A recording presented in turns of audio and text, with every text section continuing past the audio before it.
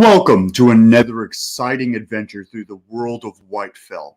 Last time we left off, Kazumu and Hemlock went through and saved the timeline, closing behind them. We last left off with Kazumu doing a platinum touch on the planet, turning it entirely into platinum, shrinking it inside, building up in temperature, and destroying it. In doing so, in the last fleeting moments, Hemlock used 10 majestic coins to transport himself to his home world, which then he used a unique way of transporting back in time to the very moment Suto landed on the planet's surface. Successfully punching Kazumu in the face and changing the alternating timeline, he then took steps in following the group all the way to the museum in the very moment that the female Sand snatches Suto's, shall we say, very crucial and important key item, the scouter he wears. When she does, the ensuing battle that would have happened between Suto and the female Sand was changed as Hemlock snatches the scouter back and hands it to Suto, cooling the situation and taking it under control. The world has this ripple as time itself and space elapses in on itself, and Kazumu merges from one timeline to this original one. Once he merges, he has some recollection of this previous timeline and some events that can happen in the future. But unbeknownst to him, time is not the same as it once was. We join our heroes in the new adventure through Whitefell in a humble museum in a quiet town of Darkfeather, infested by zombies. What shall we guys do? Okay, so at this point, everyone roll initiative and we'll see who starts off first. Yeah. Makes it very simple.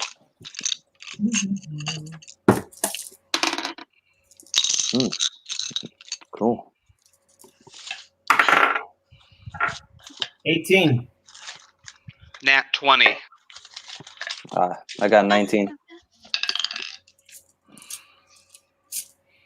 12. Okay, so Kazumu, you got a nat 20. So you're going to start off the day with double speed. So for today, you get your original is 30 feet. So today you'll have 60 feet. So you can kind of narrate yourself running on cocaine or something like that. Having all the knowledge of the previous timeline still in his mind, Kazumu sees the new open timeline that has been created with Hemlock and wants to write it. This town that had been lost, that tragic moment in his mind where everything fell apart, there is now a new opportunity for things to happen. He looks at the Saiyan holding the book and calls out to her, "You know what's happening here. You want the power crystal. You want to use it in order to get your ship out of here. You also know about what's down there. Explain to everyone what's going on." She looks at you and she says, "How could you possibly know about my spacecraft? It's not important right now. Specifically hidden. It's not important right now. I know." To me, and she rolls a persuasion check against you. Give me a second. Okay. 17. Oh yeah, let me get my dice. Without modifier. You just roll without modifier. 14. Okay, so she persuades you to elaborate how you know about her secret location of her spacecraft. You told me. You just don't remember because it hasn't happened yet. We come from a darker timeline where you did not share this information on time, where you started a fight that ended the world. We are here to fix this. I know you are looking to get back to a planet that does not exist anymore. We're here to do things properly. this She time. asks you, are you talking about planet Vegeta? What do you mean it doesn't exist anymore? Doesn't exist anymore. That's what you told me last time that you had learned. How did I find out this information? You weren't very forthcoming. One of the many issues that we've had in the past that maybe caused the death of the planet in the first place. So what can I do to assist? We need to find that power crystal that you are looking for, but first we need to restore electricity within this town. Well, the crystals I'm looking for are inside that case right over there. They're not in the case anymore. I reach into my backpack and pull out 2 crystals, and I say, these are yours. As long as we do what we need to do first, I'm happy to give them to you. Okay. So she says that she needs more than those 2 crystals to power the ship. I know, you need 4. We have 2 others. We will give them to you, all 4. Okay. She says that if you give all 4 to her, she agrees. Okay. She looks over at Suto and she mentions that to guide my spaceship, I will need your scouter. Your mic's muted. Oh, I'm actually trying to think of what to really say to her. I actually look at Kazumo and I say, what do you mean our people are gone? There are no more Saiyans? We're gone? How is that possible? You guys were the one that told me. You just don't know it yet. I take off my scouter. Okay. I walk to the other Saiyan. Let's see if he's telling the truth. You know our people. She takes the scouter and she's got like this pin in her hair. She pulls it out and it's a small tool from your home planet. It's not a normal tool, it's a special tool. She starts to work on your scouter and she gets it fully operational. And the first message that comes through the scouter is displayed in an upwards like hologram. It shoots out of it and it's a hologram in the air. And it shows the planet with a large cloud of sands just outside of its atmosphere with a strange spaceship that you recognize to be Frieza's. In just a few moments, within 30 seconds, you can see a large orange orb start to grow and fly towards the cloud of sands and impacts the planet, destroying it. And the message fuzzies out and is replaced with Frieza's face, who says very simply, "This message goes out to all Saiyans. I will hunt you down and I will destroy you." And then it just ends. And you hear the same intercom message. "This is Ryzen, going to Suto. Ryzen to Suto. Come in."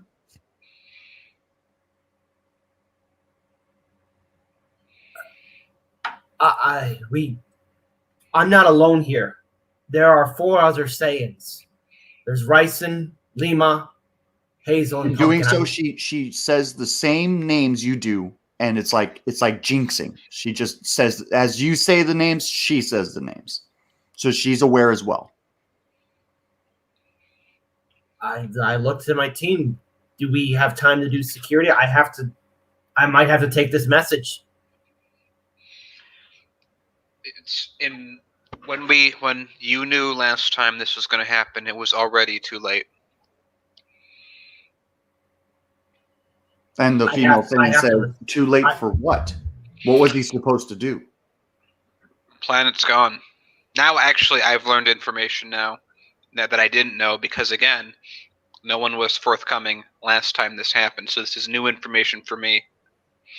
So she starts to cry because she's impacted by the destruction of her home world as well. So you see her start to cry. I hold her and I say, "I'll let you have my scouter. I need to take this message though." So she's just kind of holding it. She doesn't have strength to grasp it. I take it. You all heard me say that to her. I take it. Yeah. I hit respond. This is Ryzen. Coming through, Suto. Do you copy? This is Suto. Our current position is at the Obsidian Peak. We crash landed and we are currently taking on heavy casualties. I repeat, heavy casualties. Do you copy? Who is still standing? Currently, it's just me and Pumpkin. Do you copy?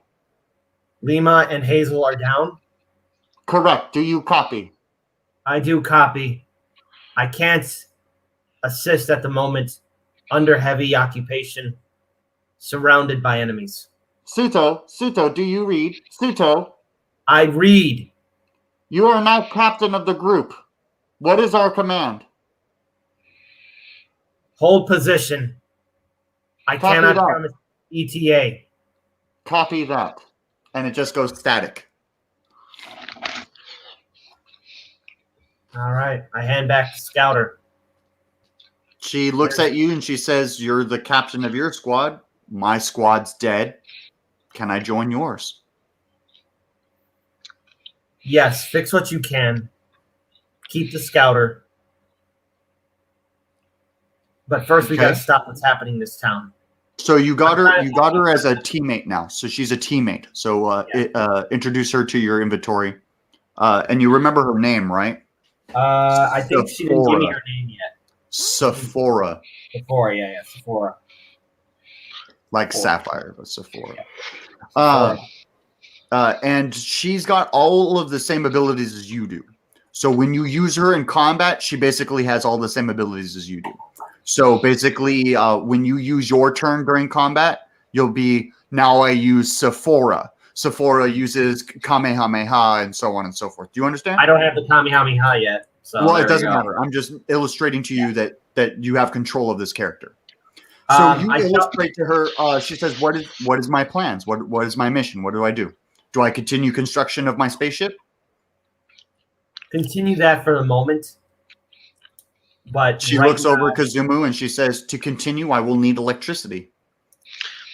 Yeah, I think that our alignments are now connected. We need to get this town's power back on first. We need to ensure that no matter what, we do not activate the horde. Let's get this electricity going. Then we need to head to the mines. You see, Julius is reading some books in the corner, and you hear a large yell as his body is pulled through the wall and outside. What do you do? If I remember correctly, there's no door to get outside. No. It's a chunk of wall that he was pulled through. So something pulled him through. All right, I say this. I want to go after him. So is there like a skylight or like an open area? You can make one. You can make one. I turn to Kazumo. Okay. We gotta go. I don't want to break down the walls, but I think I can get through the roof. Yeah, and I can use my extendo pole to get everyone to climb to the roof of the museum. All right. I use a key blast to Blast a hole through the wall, through the ceiling. through the ceiling, not through the wall. Through the Yeah. ceiling. And do you know fly yet, or are you just going to jump? No, I know how to fly. I know Okay, how to great. fly at this point. All right. So you I'm fly flying. up, and when you fly up, you can see a group of 4 zombies dragging Julius to the undead boss that's around 60 feet away from you guys. The undead boss. The zombies are clearing a pathway for the 4 of them to drag Julius directly to the boss as a sacrifice. All right. Well, Kazumo, I yelled down to Kazumo, I have to save him or they're going to sacrifice him. Don't do anything. It will be a grave mistake. What do you mean a grave mistake? We need to use electricity for this boss. Fighting it will do nothing. You see Julius pull out a scroll and quickly start scribing on it and cast it, and the 4 zombies that are pulling him turn to ice. All right. I call for my cloud. Yeah, Suto, you can go grab him. Bring him here. I call for my cloud to pick him up. Okay. So the cloud flies in, and he jumps onto the cloud, and he falls through it onto the floor. Damn it. All right. Well, then I fly down directly as fast as how fast do I need? What do I need to roll for speed? To No, get you can fly down there. It's not a big deal. So you fly fly down there. Yeah. I pick him up, and with all force, I rush right back to the museum. So it'd be a strength check. So roll a strength check. All right. Strength is 17. Modifier is +3. So rolling. I got a 16 +3. That's a 19. And I got a 15. So 3 zombies come in and they grab onto your shoulders and arms as you grab Julius. But because you're so strong as a Saiyan, you leap up out of their grasp and fly into the air, and they are unable to grab you. Unfortunately, you were scratched on your right shoulder. Gotta get him back to there, and I drop him off. I tell Kazumo I just got scratched. I look at Suto and say, "Don't worry, you'll be okay for now. Let's get rid of this boss. I think we'll be in a position sometime soon where we can deal with your scratch." Okay. Hemlock, what are you doing now that they're on the roof? Apologies, I had to run for a pen. It's fine. We got on the roof? Currently, Suto blasts a hole in the roof because Julius was pulled through the wall and is being dragged as a sacrifice. So in doing so, Suto saw that Julius turned the 4 zombies dragging him into ice and swooped down, grabbed him, and flied up back onto the roof. And this is the moment where it's your turn. Okay. Can I see anything beyond the 4 zombies? Yeah, it's just a wave of zombies. It's more like 100 zombies and an undead boss that's in the courtyard in front of you in the museum. Do I see any other people around? No. There are no townsfolk. They're all dead. Oh, so okay. The townsfolk that you know are the doctor and how did I fix? The people that are alive right now are the doctor. Which is currently at the Broken Tower. Remember, you guys left the Broken Tower and then you went to the guards' barracks and then under the ground and then all the way to the museum, where you're currently at the museum right now. So Red Hemlock, they're right here. So you're on top of this rooftop, and the group of zombies are right here. Okay, cool. So I'm gonna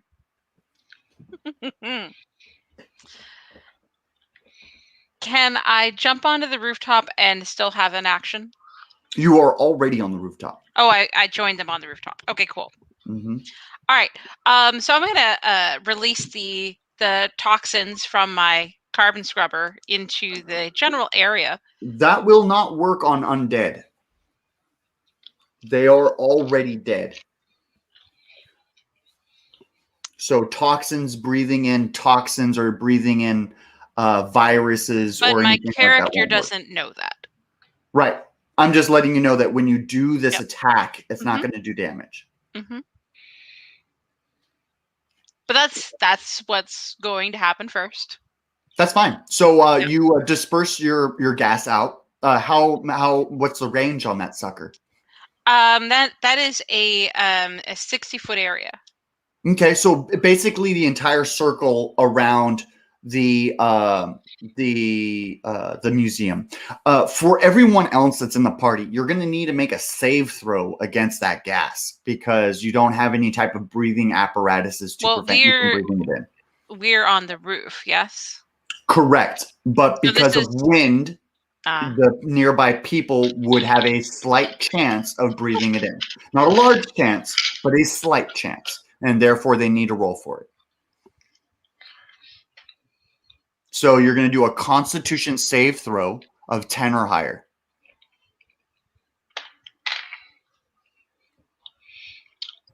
16. 14. Okay, so you become a tad bit delirious and dizzy, but you are unaffected by Hemlock's gas.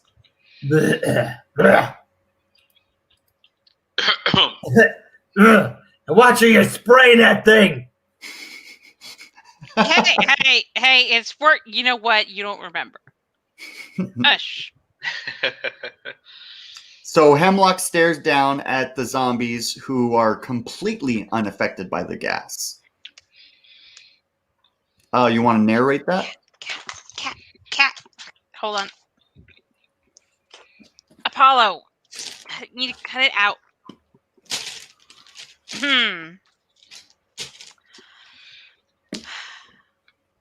Hemlock looks on, at first perplexed, and then beginning to think about the nature of undead and breathing and lungs, and slowly nods and shakes his head. Okay. So, in realizing that it's not successful, Suto is checking in on Julius and seeing if he's okay, and realizing that Julius was actually quite hurt by crashing through the wall because he's only a simple human. He doesn't have a lot of durability. So he got a lot of cuts and bruises and maybe even a couple broken bones. So Suto, your best idea right now is to bring him to the doctor. Kazumu, your idealization is that you know the future. You know exactly what's going on. You know that electricity is the key to defeating what's going on. So your current idea is trying to get a plan formulated so that your group can accumulate some form of electricity substantial enough to destroy the boss. We are now going to cut from you guys and go all the way to the ocean where we find Aaron. What are you doing?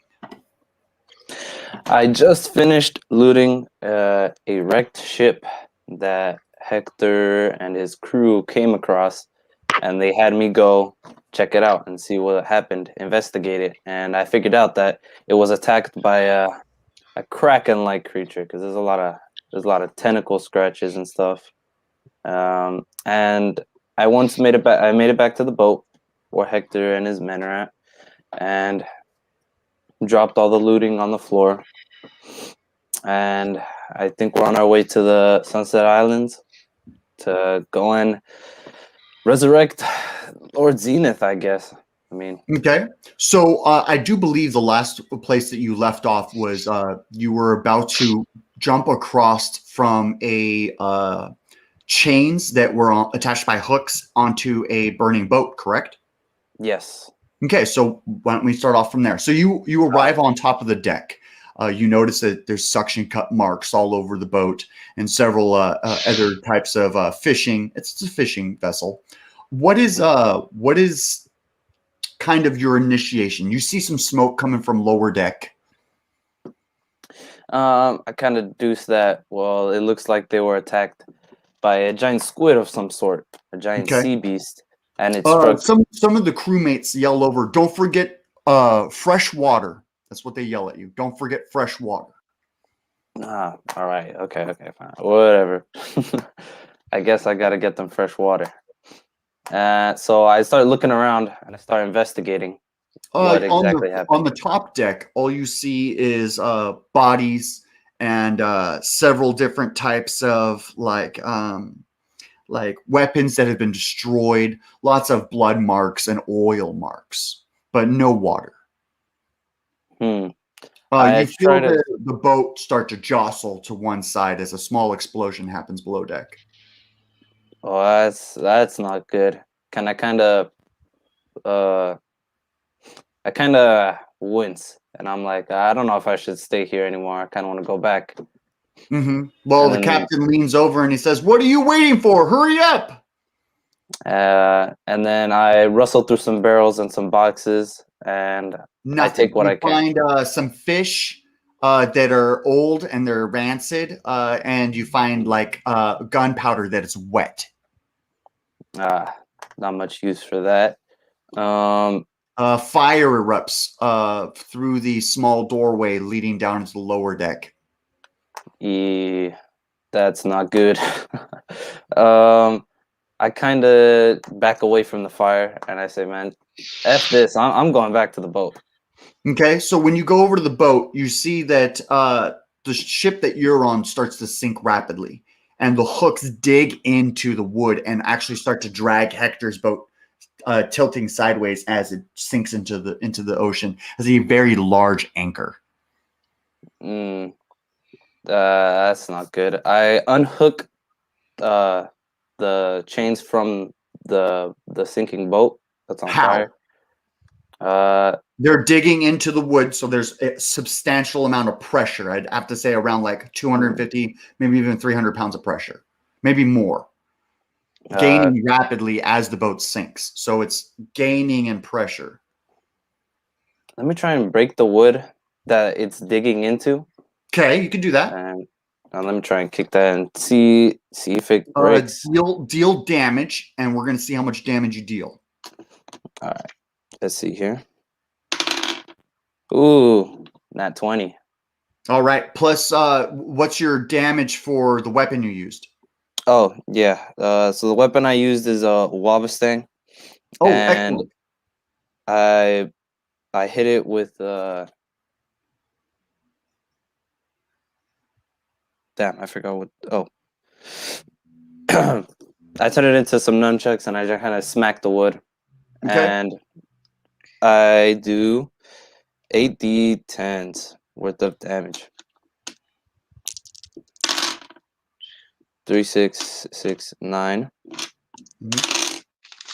6, 1, 9. 16. And 2, 3, 9. So yeah, 23 damage. Okay, so you're 23 damage. You're beating on the wood, and it's smacking, and you're seeing flakes break off. But it's not letting go. It's still just really jammed in there. You've done a lot of damage to the nearby wood surrounding the hook, but it's not yet free. I'm gonna do a strength check and see if I can pull it out. Finally, Excellent. I've 15 weakened it or enough. higher for this. Okay, got it. Do I add proficiencies? Yes. Yeah. Okay. 16 plus 2. Excellent. That's all it needs. So narrate pulling out this hook. So With I great grip pressure, hold of mind it after smacking the wood a bunch and weakening it. Grab hold of the chain, set my legs down, and I ready my wings and I flap down and I pull up at the same time, and the hook comes undone. And you see the entire boat slosh to one side and regain its balance. And all the crew members kind of sigh as you were unable to get fresh water. So you guys are completely out of fresh water. The boat sinks next to you. You are exactly 5 days from the nearest island. So what is your plan? I walk up to Hector and I'm like, I have an item that can create certain amount of liquids. If you would just allow me to get it, can I have access to that? He snaps his finger, and some of the tattoos on your hand recede temporarily. Okay. And I kind of feel the magic coming, and I summon up Davy Jones' bottomless jug. It appears in your hand, as if there's like an imaginary like chest in the air. Mm-hmm. And I hold it up to my mouth and I whisper fountain, and it produces 10 gallons of fresh, clean water. Excellent. The entire crew is amazed, by the way. They're floored by the magic that you just did right before their eyes. And they're actually mad at Hector. They respond, "Look at this guy's Davy Jones endless bottle. He provided water for us, and you're the captain. And you didn't give us anything. You were gonna let us die." And they look over at you, and they say, "Look at me. Look at me. You're the captain now. I'm captain now. You're the captain now. You're the captain now. Do you know the way? Do you know the way? You're the captain now." Honestly, I don't know where these islands are at. So you got most of the crew's morale. The crew loves you. They're on your side. that's They're good. definitely willing to be on your side more than Hector's. That's good. You give them enough water to make the 5 days journey. After the 5 days of salty, briny sea air, and unfortunately, it hasn't been a good whaling season. There has been no successful catches or anything like that. So you guys are dwindling down on food. You arrive at the Cliffs of Madness, and you see these massive 400-foot cliff faces, and the boat comes to a stop, and the crew asks, we could do two things. We can seek out the ancient structure inside of the mountain range. We have to climb the Cliffs of Madness to get there. Or we could continue sailing, and there should be a port 2 days' time from here, further along the mountainside. What is your plan? I suggest that they should go take the 2 days journey to the dock that's on the other side of the island. Okay. And I will attempt to climb this and find the ancient structure so they know where it's at. So I can mark it. So for you, you can fly. So you don't need to climb. So all you do is fly up to the top of the Cliffs of Madness. When you reach the top, you find that you're at the ridge of a great mountain range that plateaus down into a great valley, densely covered in jungle. You can see a small structure in the middle. And I kind of slide down the mountain and I start going through the forest towards this structure. Roll a 1d20 for plant life. Yeah, okay. 10. 10. You have discovered. Let me see here. I should have already had all this out here. Looking like Kit on the Patreon show with his 50 pages of paper. Well, I guess it's not that many names after all. So what we got here? Oh my God, that's not even the right page. Well, don't worry about it. It's fine. We thought that the list was longer, but it turns out we already did read through it, even though we did get suspended. Whatever. Don't worry about it. It's so funny. Okay, so plants 10. You find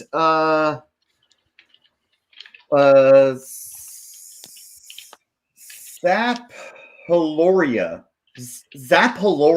plant. Zaphloria. The plant, you know nothing about it, so roll a 1d4. Okay. I got a 4. You find 4 small little weeds with these like bundles of fuzz on top of them, kind of like dandelions. And they're spores. So you pluck the 4 spores and you catch them. And do you want to use one and try to figure out what they do? Yeah, I'll sacrifice one to figure out. Okay, so you inhale 1 spore, and for 1 hour, your body is 100% petrified. And for collecting the 4 spores, you're going to get 400 experience points. Okay, nice. So during this hour of him petrified, we now go back to Pseudo, Hemlock, and Kazumu. What is going on? All right, so hold on. Can I roll for initiative to go first? Sure. All right, so hold on. Each one of you can roll initiative, actually. All right, cool. I rolled an 16. 18. I rolled 18. Okay. All right, 16. I turn to Kazumu and I say, look, he needs to go back. I'm getting a weird feeling like something terrible happened if I remain here. That's going to antagonize things even further. If I get him to the doctor, perhaps she can also help me with my scratch from the zombie. But as of right now, you need to carefully either get out of here or have another plan set in motion. But I am no good to you either way. I look at Suto and I say, that's fine. Go fly to her. Actually, And I do a perception to see what the zombies are doing right now, if they've sort of just settled back down again. Oh, they're just staring at you. All of them. Okay, I look at Suto and I say, let's go back in the tunnel. If you're going to go to the doctor, Hemlock and myself, we should go and try and repair the electricity in this town. And I know just where to go. All right, so you're saying I should go under the tunnels and not fly? Yeah, I don't want to antagonize the zombies any more than we need to. All right, I do a strength test because I want to pick them up real fast and try and at least fly to the tunnel and try and run as fast as possible. Let me do a strength test. You're actually going to roll a percentile check. So you're going to roll your 1d100 or your 10-sided dice. It should have double numbers on it. 0, 0, 0, 8, 0, 4. Looks a lot like this. Kid. Gotcha. Mm-hmm. All right. I rolled a 9-0, I think. Yeah. If it's got a line under it, it's a 9. It should look like this. 9-0 with a line under it. Yeah, I rolled a 9-0. Okay, so you make it 90% of the way to the tower, and you become tired. So you rest down, and you're around 60 feet away from the tower, outside of the tower, holding Julius, and you're exhausted. I know I still have the doctor's lunch. You do. So I choose to eat the lunch, and I see the letter. Well, it's going to waste a turn, so you're going to just consume your lunch. Kazumu, what's going on? Okay, I look at Hemlock and I say, okay, we need to get back into the tunnels and then go to the power generation area, and we have to turn the power back on, and I believe that is all that we need to do, but if we have to do anything else, we will be outside of the horde. We can get this done, and then we'll meet up with Suto once we have the power back on. Does that work for you? How does the turning on the power do anything about the... Well, not only that, Oops. but Hemlock, you do not know where the power station is either. Yeah. Mm-hmm. Okay. But still, how does turning the power on do anything to get rid of that? It's weak to electricity. And I remember the last time we tried to do this, I was the only one that could damage it with both my lightning bolt and chain lightning. Now, the problem was because we tried to fight it in melee for so long, that made it stronger. This creature cannot be defeated conventionally. It has to be taken out with electricity. One thing that almost worked the last time we did it was kiting the boss over to the water, which we had put cables into electrocuted, but by that stage, it was too powerful. So what we need to do is take this thing out fast and with as much electricity as we can, and then once we're done and we defeat this boss, the town will be more or less cleared out, and we can get people back in here, the buildings will be together, and we can basically defeat this thing in the water, which I know is an affinity, you have affinity for. Okay, but what else are you going to be killing in the water when you're killing the zombie? Would you like, before we set it up, to have the fish leave the bay of the harbor so they're not injured?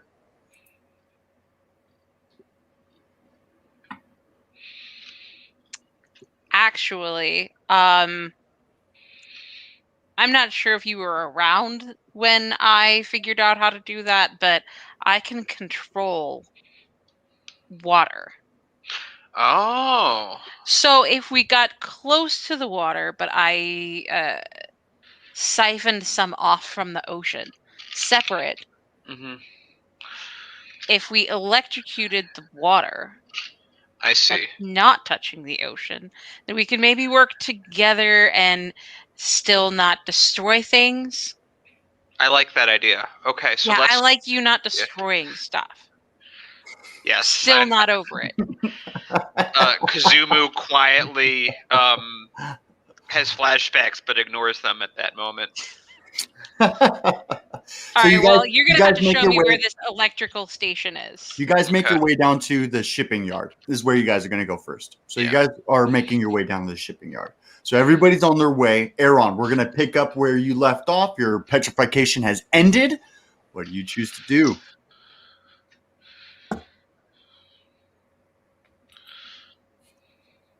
Okay, so after having an hour just standing there, nothing, I walk deeper into the forest towards the temple.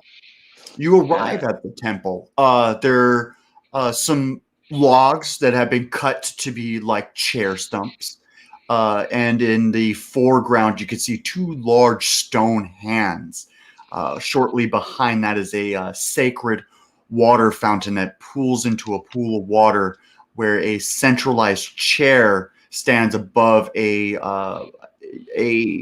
altar that is connected by a billion roots. And upon seeing this, I kind of like get glimpses of a big laser, a big thing, big monster, and then I kind of come Well, you back. don't have to glimpse. You come from the reality where you are unaffected, so you know everything that happened during that reality. Oh, okay. Yes. Okay. So I'm like, oh, this place again. And I kind of walk up to the mana water and I refresh myself. Okay. And the same thing happens as last time. You get replenished for your mana. So you get free spell slots for an entire 24 hours. So any spells that you use are completely free for 24 hours. Nice. Added spells. Okay. And I kind of sit down on the throne, on the stone chair, and I kind of look around, and I'm just like, sheesh. What the hell was that thing last time? A perception check, please. Perception check? Okay. Yes. I got a 14 plus 3. You notice some spirits walking out of the dense foliage and begin to sit periodically on these stumps in front of you. And it starts to look like an amphitheater. Within around 10 to 15 minutes time, every single seat is filled and all of these spirits are staring at you. Huh. Well, I know where I'm not wanted, and I get up off the stone chair, and I kind of When walk. you get up out of the stone chair, you kind of look behind you, and there's a spirit of a king sitting in the chair that you were just sitting in, and he's staring at you. My fault, Sir King. My bad. I didn't mean to disrespect your throne. You notice that he's like a Gungan. He's like an aquatic reptile, like a frog-like creature. His entire civilization is like them. You see that they're tribal in nature. They have a lot of tribal uniforms and stuff like that, feathered head dresses and tanned clothing. Gotcha. And I kind of walk backwards and I kneel down to respect because I mean no disrespect. When you kneel down, the king stands up and he speaks to you, but a lot like E. Sloan, you don't hear the words come out of his mouth. Do I understand what he's saying? No. Unless you want to try to read his lips. Yeah, let me try to do that. I kind of like, what is he saying? Investigation check. All right. Peep out. Modifiers. +2. 18 plus 2. So you're at 20. Yes. So you can see his mouth very clearly, very, very clearly. It's not oblique at all. You can see that it's almost as if he's speaking to you, but there's no vibrations of the sound coming out of his mouth. And what he says is, "Beware Prince Turin. He slaughtered our people, and we are enslaved forever under his whim." And he just keeps repeating it over and over again. Good to know. And my character kind of whips out his pouch and writes it down. Prince Turn. Okay. Understand.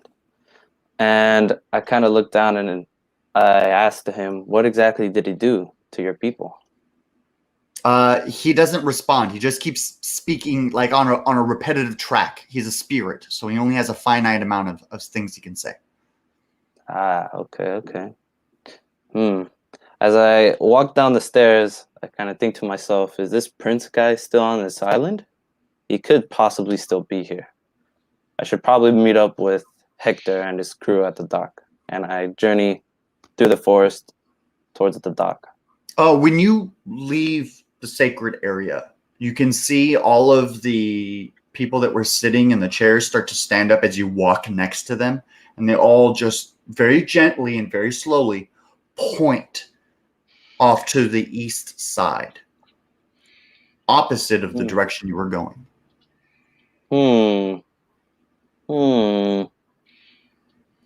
Let me go to where they were pointing. I go to the east side of this island. So when you go there, you see a stone door after about a half day's journey. And this door is not ancient. It seems to be fairly new in design. Metallic. It's got a lot of gears. And it's got a fluctuating pump on the right-hand side that's turning a small generator that's electrifying the door. I kind of walk up to the generator and you see a seal from a foreign country stamped inside of its face. Don't know what country that is. And I kind of look at the door. It's a symbol. You want to do a perception on what it looks like? Yeah, sure. Let me see if I can figure it out on a whim. Got a 15. Okay. So it's a 3-headed eagle. It's not ringing any bells. I kind of walk up to the door and I press my hand against it. It's not hot and it's not cold. It's warm. This pump is electrifying this door. And I kind of search around. I kind of like feel around any loose stones that I could push in. Any sort of... No levers, no buttons, no switches, any sort. The door is flat. Smooth. No features. Weird. I go back to the pump and I see if I could... let me see what I can do with this pump. Like turn it off, turn it on. It's already functioning. It's pumping up and down in front of you. Okay. Well, I don't know what this does. Don't know how to open it. But I know that this is here, and I know that there's got to be something special behind this door because of all the people on the tree stumps. So I keep this place marked, and I'm just like, I'll come back here eventually. Okay. And when you walk around 60 feet away from the door, leaving the door, you see it slide upwards and open as 2 men leave, and it slides down behind them. And they're holding these clipboards. They look like scientists. They got white trench coats on and small round glasses. I kind of, upon them leaving it, I duck down behind the bushes and I kind of... Stealth check, please. Stealth check? Gotcha. Yes. Let me see. Ooh, 17. Okay, so you stealthily hide behind it as they walk literally in front of the bush in front of you and start to have a conversation. Do you wish to listen in on their conversation? Yes, I would. The first gentleman speaks to the second gentleman, and he says, Prince Turin is expecting results. It wasn't easy joining the private sector. And the second gentleman says, yes, I remember getting the grants through Whitefell was so much easier. The king of Darkfeather just gave us the money we needed for our research. But now with Prince Turin, it seems like he needs results every single day. And the second gentleman says, I know, but unfortunately, I just can't crack what's going down at the archaeological site. Damn, I can't say that word. Archaeological site. And the second gentleman says, we've been coming here for weeks now. Why can't we just cheat it? And the second gentleman says, you don't know the consequences of what that could cause. We just should do what we came here to do, get the information, then give it back to Turin. We shouldn't do anything much more than that. The second gentleman says, you know well that if we don't take the shortcuts, that we're not going to give the results back to him, and that's going to mean our necks. You know that we're going to die. And the first gentleman says, I'd rather die by Turin's hand than deal with the consequences of what could happen if we cheat. And so the two gentlemen walk away and they head towards the altar site. And I kind of trail them, kind of follow them, jumping from tree to tree. You notice that they walk into the site. There's no spirits. They walk onto the site and they start to like kick around some sacred artifacts on the floor. And one guy pisses on a stump, and the other guy spits into the sacred river. And you can see them kind of start to fiddle with the chair, the throne. Does anything happen? Like no, they're just fiddling with it. They're just fiddling with it? Okay. Well, that wasn't very nice. That wasn't very respectful of these sacred grounds. So I kind of go around and I climb the big tree that's behind the stump. Okay. All the roots were going up to. Mm-hmm. And I kind of look down on them, and I dive onto them. I dive onto both of them, Batman style, glide down and knock them down to the floor. Awesome, awesome. So they only have one health point. They're just scientists. So you tackle them to the floor, and what happens? I pin them both to the ground, and I knock one of them out. Okay. And I throw him into the mana pool. All right. Is he floating face down or face up in the mana pool? Well, I had him by his collar and I just threw him. So yeah, he's facing up. Okay. All right. I just didn't want to. I wanted to know if he's drowning in the mana pool or not. No. He's not constantly just getting replenished and then drowning. Okay. And then I kind of picked this one scientist up. And I'm just notice on his lapel, he's got a symbol of an eagle with 3 heads. And it's ink. It's in ink. It's inked into his lab coat. And I kind of rub it, and I'm just like, "Where are you guys from? What are y'all doing here?" We're a part of the Fairmore Initiative. Fairmore Initiative. And what were you guys told to do here? What archaeological site? Prince Turin sent us here to categorize the unique aspects of this site. What more do you know? What else? I know you know more. What more do you know? He's all like, I'm a theoretical physicist, and he says that I deal with plasma and energy. This is his background. Energy manipulation. And I kind of grab him by the back of his collar, and then I'm just like, take me through the door. Show me what you guys are doing in there.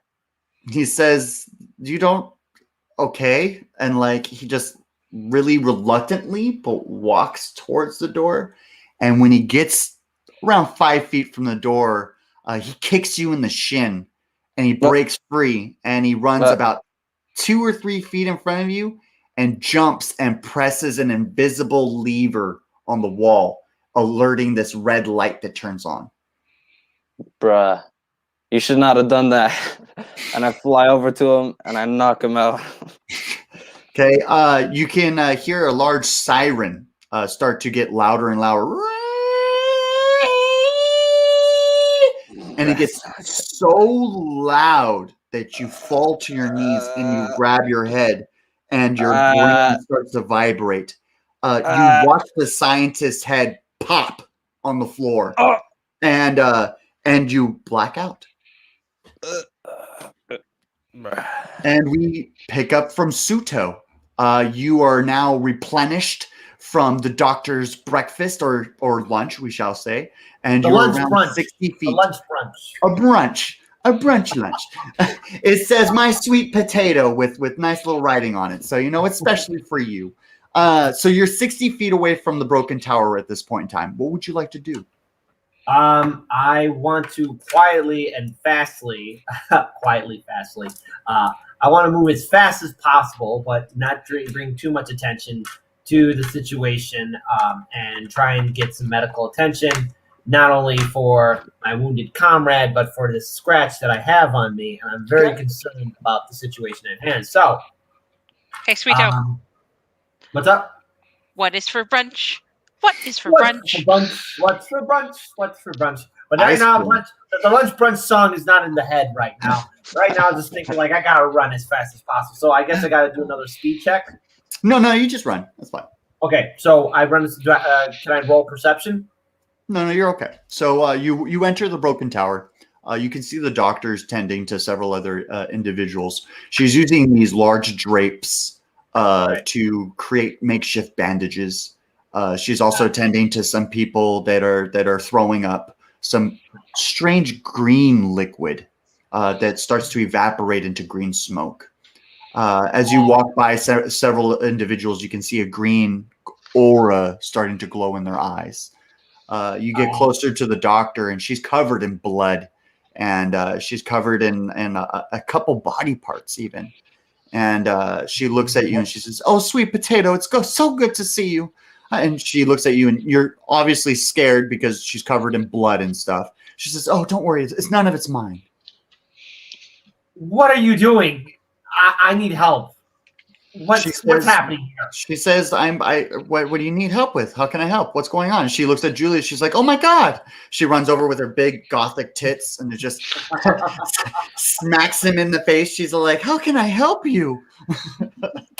He needs medical attention, but you probably just saved his life by doing that. I was scratched. So she bandages him up, and she puts him on like some splints, and puts him on a girder, and puts him on the side, and then he's good and safe. And then she looks at you, and she starts to look at your wound. It's like a cut on your shoulder. Yeah. And she says that this is a zombie cut. Yeah. She says she can't fix that. How long do I have? She says you have 24 hours before it infects your bloodstream. Can I just cut it out? Can I cauterize the wound?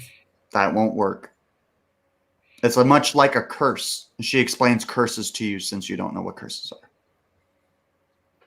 What's with the green blood here? What's with the green aura? She says she doesn't know. She says that every single person that's been attacked in the town and has come to the broken tower for aid has all had the same symptoms.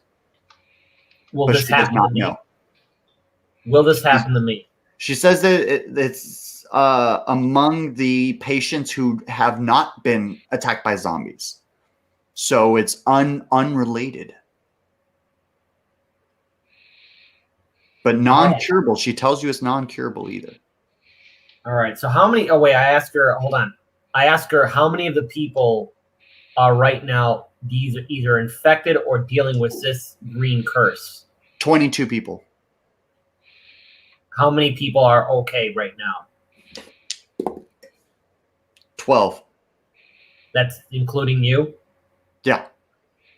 How does somebody get contact with this green curse? Contact. She's confused. Well, how did they get it? Like, how did they get it? She doesn't know. She's been stuck here at the broken tower taking care of people. People just keep coming in through the door from the guards. The guards keep saving people and bringing them to the broken tower, as Kazumu had instructed them to. Something's not right. Something ain't right at all. Get out of here. No, we got to take Julius. We got to get out of here right now. You see several of the members that are green start to transform and mutate into demonic, malicious monsters. I can't really describe what each one is until you get encountered with it, but they're transforming in the background. All right. I grab her firmly by the wrist. She does her cliche anime big jiggle. I grab Julius. And I want to Julius is in a stretcher right now, so he's kind of laying down. So you're gonna pick up the whole doing a stretcher. strength test. Hang on, because we're getting out of here. Okay. All right, I rolled a 17, and my strength is a +3, so that's 20. And then you lose 4 because of your zombie. So what are you at now? So that's 16. All right, so that's enough to pick him up, but you're gonna struggle, so you won't be able to fly. No flight. All right. I want to at least right now get out of the building with the doctor. Okay, you can run. You want to roll Yeah. your 100 and see how far you get? Yeah. I rolled a 90 again. All right, so you make it 90% towards the door, so you're about like 2 feet away from a door. Okay. Before you feel 3 hands grab onto your ankles and drop you to the floor. You become prone.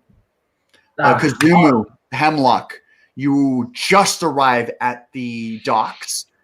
What are you guys doing? Okay. So when you say we're at the docks, are we in the tunnels or are we in the actual? You're currently inside of the tunnels underneath the shipping docks. You're quite a bit away from. I'm not going to say where the generator is because I don't know if you remember or not, so I don't want to reveal it. But you're on your way. Okay, I would like to do a history check to remember where the generators are.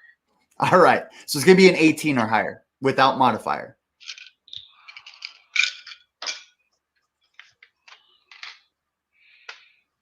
$12. You do not remember. Okay. I look at Hemlock. I say, okay, let's take this ladder that we see in front of us to go up to the docks. I don't remember exactly where the generator is, but I know it's very nearby to the building that we're going to be entering into from the floor. And so then I climb up the ladder. Okay. When you climb up the ladder, you open like a wood floor hatch, and when you open it, you can see a sawmill, and there's a body laying on top of the sawmill. Half of it's a human, and then half of it's just a wood log that's cut into 2 different pieces. Okay, I climb out. We're all the way back here. Yeah, I help Hemlock up through there. I sort of just glance over, and I just kind of half chuckle to myself, but kind of look at Hemlock, and I'm like, "That's a unique way to die, isn't it?" Not Hemlock, you've never seen this before, so how do you react to this moment? Do you want me to describe what it looks like and everything like that? No, or- I was paying attention Okay. earlier. I kind of. Hemlock has been through a lot lately, and horror just doesn't knock him back as much as it used to. But he does stare. That's more unusual than most of the things I've seen. Yeah, I would not like to die that way. Shut up, Kazumo. Okay. Let's go. I use my foresight to identify which path I should be taking to get to the generator. Okay, your foresight leads you to find several cables leading from the sawmill down into the water. Ah, look at this. This is exactly what I remember happening. We have to follow the cables the other direction, and that'll lead us to the generator. Okay, so you guys, Hemlock, do you go below the water as Kazumu goes outside of the building and tries to follow from the outside? Or Kazumu, are you going to try to hold your breath and follow? Or how are you going to decide the cable goes under the water? Yes, you're inside of a building right now where they build boats. Well, no, the cables end up in the water, so I'm going to go the other direction to the source. Correct, but the cable is attached to the sawmill. So you have a cable attached to the sawmill, Oh, and then it goes down and into the water where the boats are built inside of the building. So you would have to go under the water to follow the cables. Okay, so I look at Hemlock and I say, Hemlock, can you follow these? You can breathe underwater. Can you follow these to where the source is? I will follow right behind you. I just can't see well underwater. That's unfortunate. Yes, I can. I'll see you there eventually. Yeah, Okay. because you get there twice as fast. I grab onto like Hemlock's like foot so that I have some idea where I'm going, and I use that to have the Wow. speed needed to stay with Hemlock. Impressive. So Hemlock, you see him take a deep breath of air, and you start to swim. Okay, I just did a strength check for 19, so I'm gonna assume that I continue at normal pace Yes. at 60 feet per second or per turn in the water, and Mhm. follow the cable somewhere.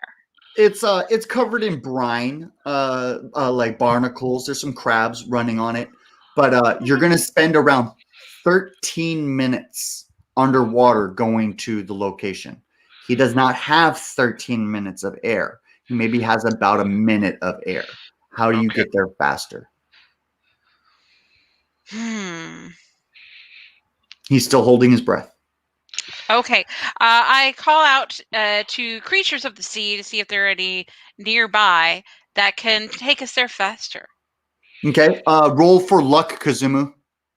I don't have luck. Oh, I guess then nothing. Well, what I do is, knowing that I might run out of.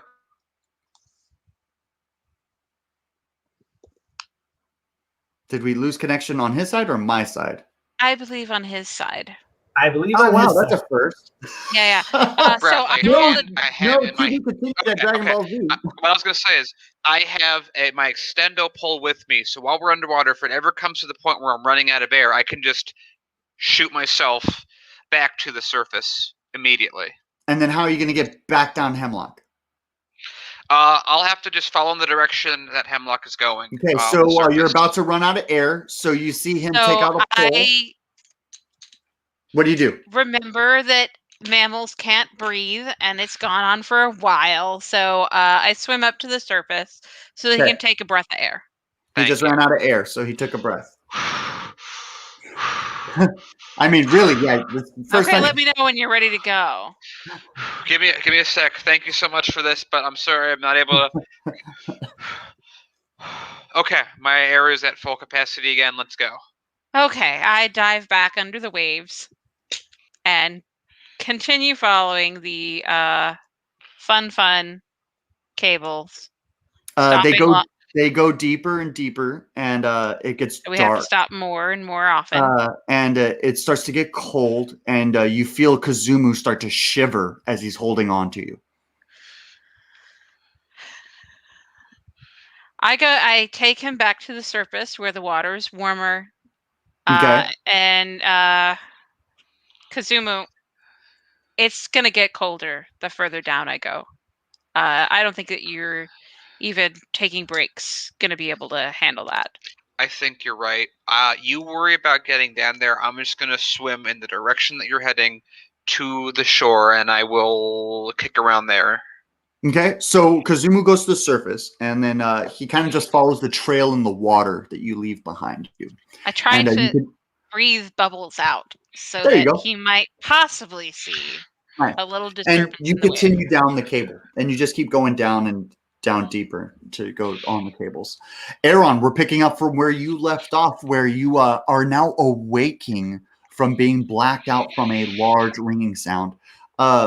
You are surrounded by 6 turquoise plated armored soldiers. The armor is dramatically different than any metal you've ever seen in your life. And I kind of look around and I check if I have all my things, and I just kind of assess the situation. What's going on? You don't have any of your stuff. You're just in your crew uniform, and you got the tattoos on you. Okay. Am I chained down in any way? Am I restrained? You have a simple rope on your wrists behind you, so your arms are behind you, and you're just roped. Okay. And I'm just like, hey. Can you roll a perception on how well they tied that knot? Sure. Let me wiggle my wrists around, see how well this knot is. Please. I got a 9. So it is well tied, very well tied. Okay. A little tight, not too tight, a little loose. And I kind of look around at the gentleman, and I'm like, "What's going on, guys? How's One guy keep going. says, "Shut your mouth," and he takes out a rifle and he smacks you in the jaw with the butt end of his rifle. Doesn't knock you out, just kind of splits your lip open. Ow. Okay. All right, fine. I won't ask any more questions then. If You That's how see you the feel. door slide up, and a gentleman walks forward, and it slides down behind him. He's tall. He's a high elf, very, very wealthy. You can see he's extremely wealthy. His clothes are royal in stature. He's not wearing armor, except maybe this underplate armor underneath.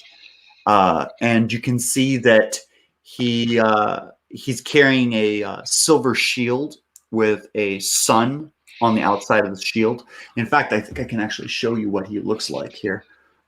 He looks a lot like this. Where, if I can get the camera to zoom in here, where you can see that he's got some plaited armor. He's got a shield with a circle on it. He's got a sword.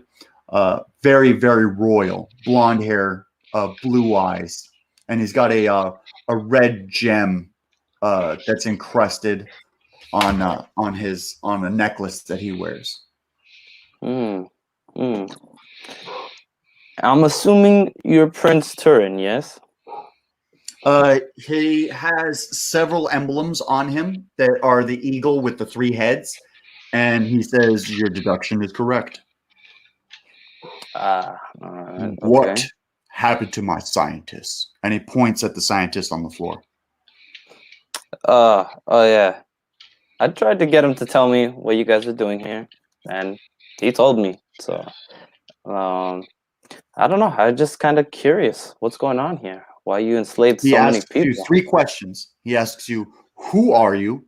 How did you get here? And what is your mission? I am Maron of the Black Wind, and I came here on a boat with a crew that should be 2 days away on the other side of this island. No boat sails to the Swallowed Sun Islands. Who's this captain that you speak of? Perchance, have you heard of the name Hector? I've been expecting Hector for days now. You're telling me you're a part of his crew? Indeed I am. Why is he late? We had a bit of a run-in with a mummy fellow. Kind of delayed our schedule a bit. So when will I be expecting Hector? Should be 2 days away. But if you let me go, I could probably get there in about half a day, maybe, and hurry them along. So you are unaware, but around 4 days have already passed, and you are unaware of it. So you're saying 2 days, but 4 days have already passed. So he says 2 more days, huh? Well, he was supposed to be here last week. I will not wait any longer. That's understandable for you. They probably got held up with something. Someone, maybe. Who knows? So I get back to the original point. What are you doing here? Well, we're here to, I guess, put a flower, or no, something about flower. I don't know. Hector doesn't tell me much. I'm not talking about Hector. And he points at you. I'm talking about you. Oh. Why aren't you a part of his crew? Why aren't you on his boat? Well, because Hector and I agreed that I would scout ahead and see if the jungle over here is safe. Hector knows exactly where my castle is. Why would he send you in here? Beats me. Interesting. I just following orders. And the door slides open, and you see him enter it, and it slides down behind him. And you guys don't go through that door. They actually pick you up and drag you into the nearby forest, where there's several of these wooden X's erected. 2 of them have skeletons on it, and one has a fresh corpse that's eyes are getting pecked out by some crows. and the crows fly away as they lift you up onto this X and strap you on and tie you tight. And all 4 of your limbs are tied up, and they kind of just stare at you, and they begin to have lunch. What you guys got there? Y'all eating good? They ignore you. I see how it is. I kind of test how well they tied me down. Both of your arms are really tied. Your left leg's tied tight, but your right ankle's a little loose. Okay. And I was like, 3 crows fly in on your cross. One of them starts to peck at your face. Take 1d6 damage. ouch. 2. Okay, so you take 2 points of damage. As the blood drips down on your face, the other crows smell it, and you see a flock start to fly in from the nearby distance. And they're not actually crows. These ones are vultures. Ugh. And I kind of wiggle around and I was like, hey guys, these guys think I'm food. You got, I want to help out of here. Kind of. They continue to ignore you, and they just continue to eat some soup. Okay. I see how it Second is. crow starts to peck at your arm and pierces into your flesh and starts to peck at your bone. 1d8 damage. Ow. Okay. Ooh, 1. That's a very brazen crow. And I kind of wiggle over on my back and kind of spread my wings if they're not tied down. They're not tied. So so they spread out, but they get pinched. Ow. And I kind of like start flapping to get these crows away from me. And It doesn't really, it moves, it jostles, but it doesn't move too much. Enough to wiggle the X that you're on, though. Okay. And I kind of get my right ankle and I kind of start lifting it up and down and I kind of start wiggling around, loosen the ties you create little. a chafe on the rope. The rope has 10 HP, and you can chafe around 2 damage per hour. So you want to roll a 1d10 to see how many hours elapsed as you try to break free? Sure. Let's see how long this is. I got a 3. Okay, so 3 hours elapse, and you only do 6 points of damage. So there's still 4 points of health points for that rope left. The crows continue pecking at you, but with more ferocity. 1d20. Ow! 9. Okay, so you're going to take 9 points of damage. Could you illustrate this? Okay. I'm just kind of wiggling around, starting my stuff, and just more and more crows. They're just kind of sitting me, just jumping forward a little bit more, and just start pecking at my shoulders, ripping pieces of flesh off, down to the bone, the muscle. And one of them starts to peck at my hands, my arms, and then I'm just this hurts so much. Reminds me of that one god. We're going to leave you, and we're going to pick up with Suto. So Suto, you just collapsed down to the ground. You're grabbing onto your legs, and what happens with you? All right, first I firmly yell at the doctor, get Julius out of here as fast as you can. You don't look back. And I want to at least turn around and have a key blast ready to blast whatever it is that's grabbing me in its face. Okay, so there's 3 creatures that are grabbing onto you right now. All right, I charge up for a key blast just to get them off me. Okay. So key blast, roll 2d6. All right. I rolled a 5-5. Okay. So they only have 1 point of health. So you incinerate the one that you blast. Hold on. Key blast! Boom! Just turns into dust. All right, I get up and try and get out of the area. Like I want to run. The doctor screams and runs to the right as Julius is helpless on the floor. Oh shit! I pick up Julius. I gotta pick up Julius. Okay, so you throw him over your shoulder because you're just tired of this splint that he's on. And you run behind the doctor. And the doctor says, "This way, sweet potato, this way." And she runs all the way over and she makes it to a window. But the window is around 80 feet above the ground. And she says, "The only way is to jump." All right, I gotta make a decision here. Dr. Julius, can I roll to see if I can carry them both, or is this like, is it a full moon? Wait, is it evening? No, it's not that day yet. All right, if I am on my cloud, if I'm on him, can he hold all three of us? Yes. All right, I summon my cloud. Okay. Get here. And then you run and then you tackle the doctor as you jump out of the window. Yeah. And you land on the cloud and the cloud flies away as you can see these creatures fall out of the window behind you. I tell her, where is the safest place you think we could land? She says, "It's another town. Somewhere else. Take us far from here." She says that she's done with this town. She wants a new start for a family. She wants to start a family. Okay. Well, I told her if I can cure this thing in 24 hours, I will give you all the children you need. She says that the one person that she knows absolutely knows the cure to the zombie virus is the biologist in the wizard school. All right.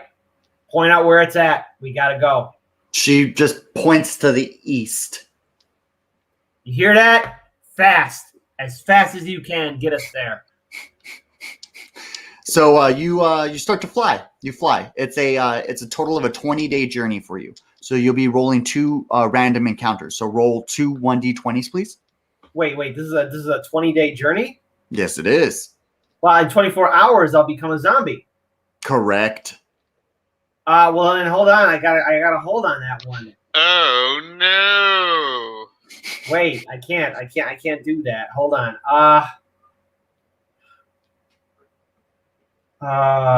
Shit. There's no cure, right? Not in your readily available area that you know about. Can I do a perception check around the area? You're currently on your cloud. It won't do you very good. All right, I want to land us down for a minute.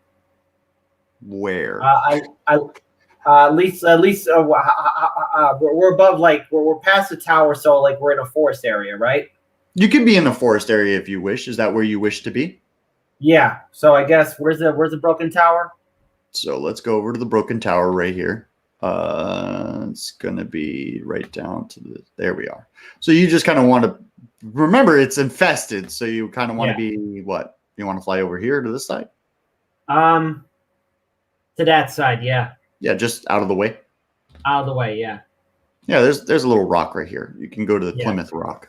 I landed on the rock. All right, so you land at the Plymouth Rock, and you set her down. What do you do from here? You can feel that your arm is starting to decay as your shoulder gets more infected. I tell the doctor, take care of Julius. You might have to not see me again.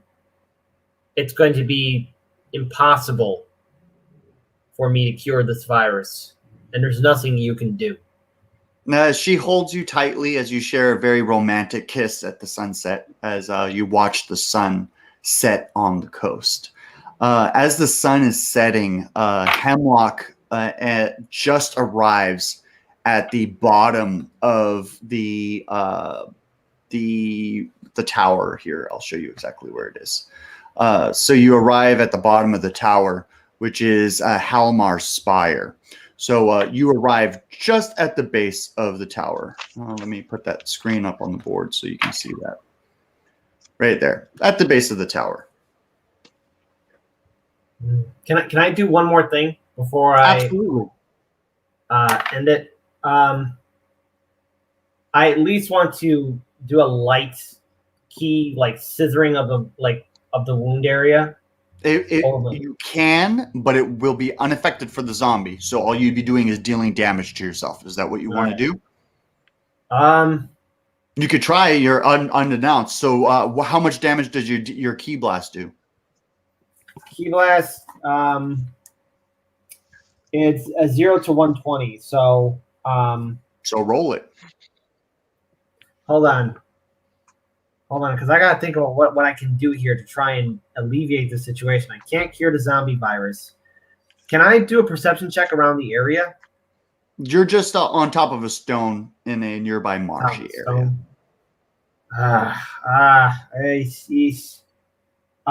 Oh shit! And I have the ring, and if I do become a zombie, I'll become an insatiable zombie. Mm-hmm. Damn it! All right. I bite the ring off again. Okay. So All right. are you going to roll a 1d8 and then sever the finger? Yep. 1d8. I rolled an 8. Okay, 8 points of permanent damage. So permanent HP lowered by 8, and then And that's one strong finger. He's a Saiyan.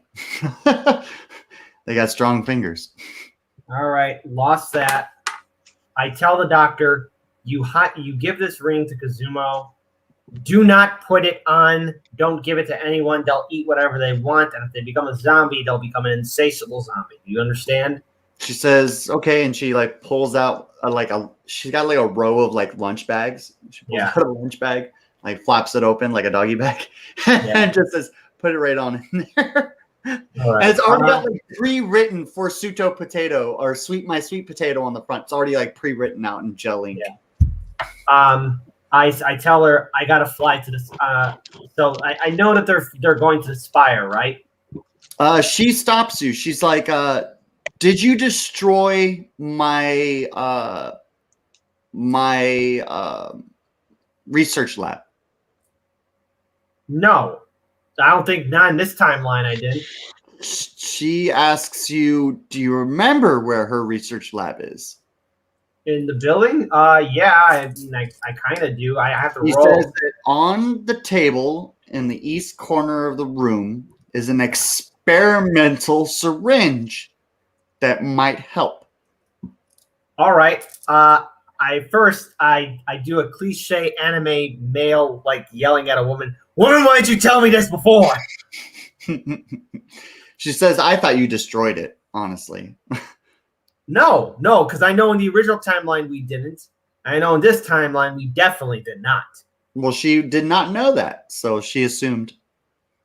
All right, so I tell my cloud to come with me. I tell her to stay out of sight, protect Julius, and I tell her if I'm able to cure myself, we'll have all the children you'll ever want.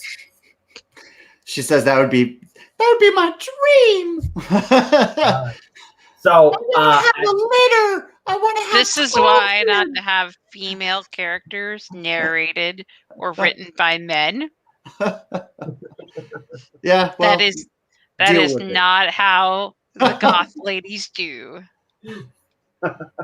Well, this one's very impressed by his super special alien seed, so she definitely wants a lot of it.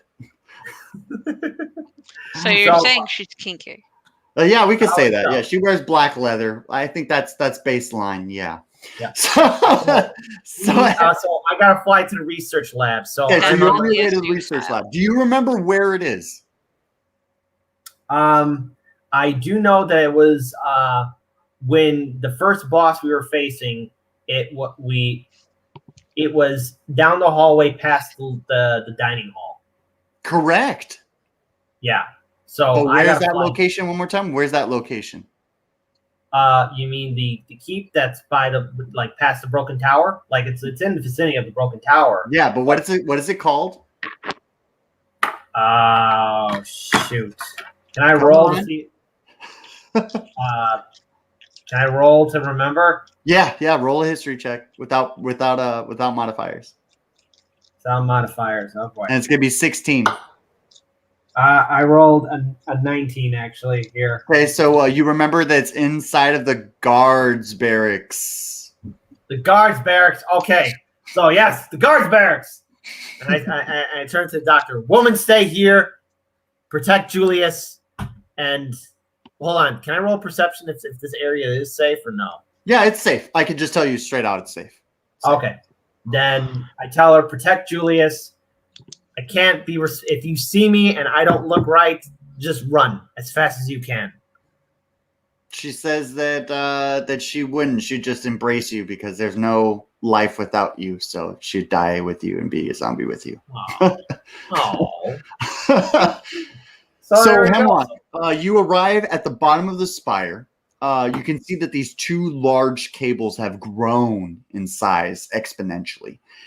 They're about like 6 to 8 feet large per cable, and there's 2 cables, and they go right into the bedrock.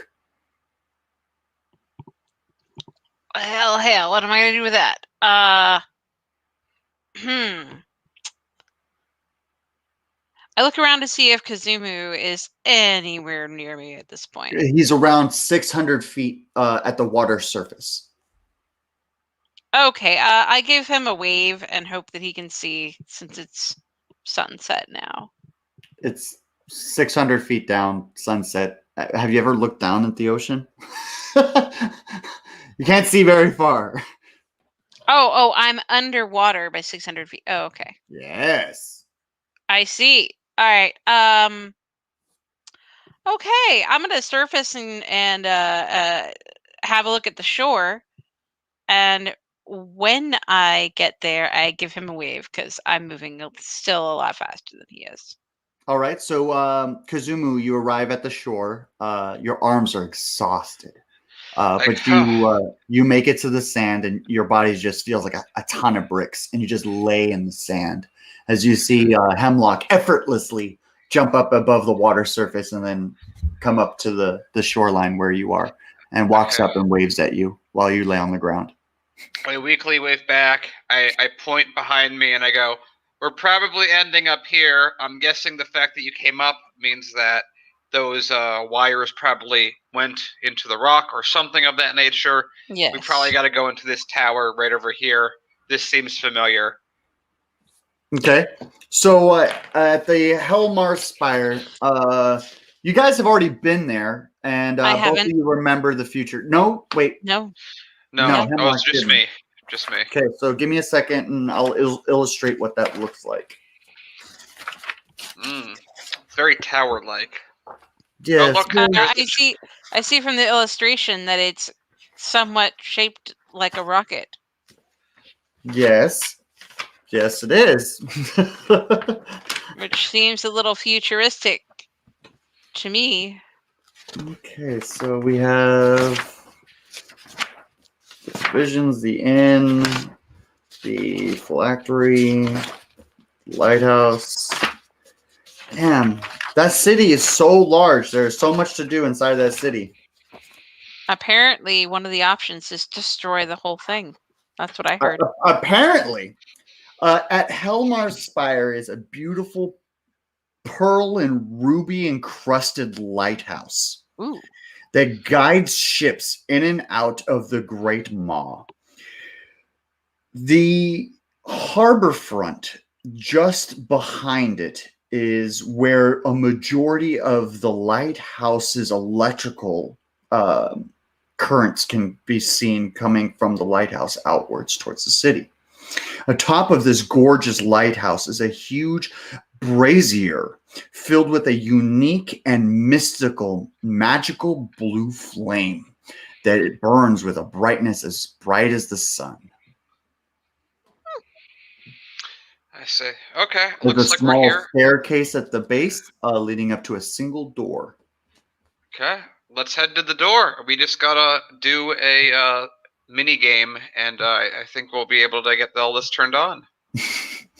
So when you enter, you can see that there's massive 50-foot gears and large pendulums and pulleys, lots of very advanced electrical machinery, many buttons and many levers, but no like terminal stations. There's no screens to work at.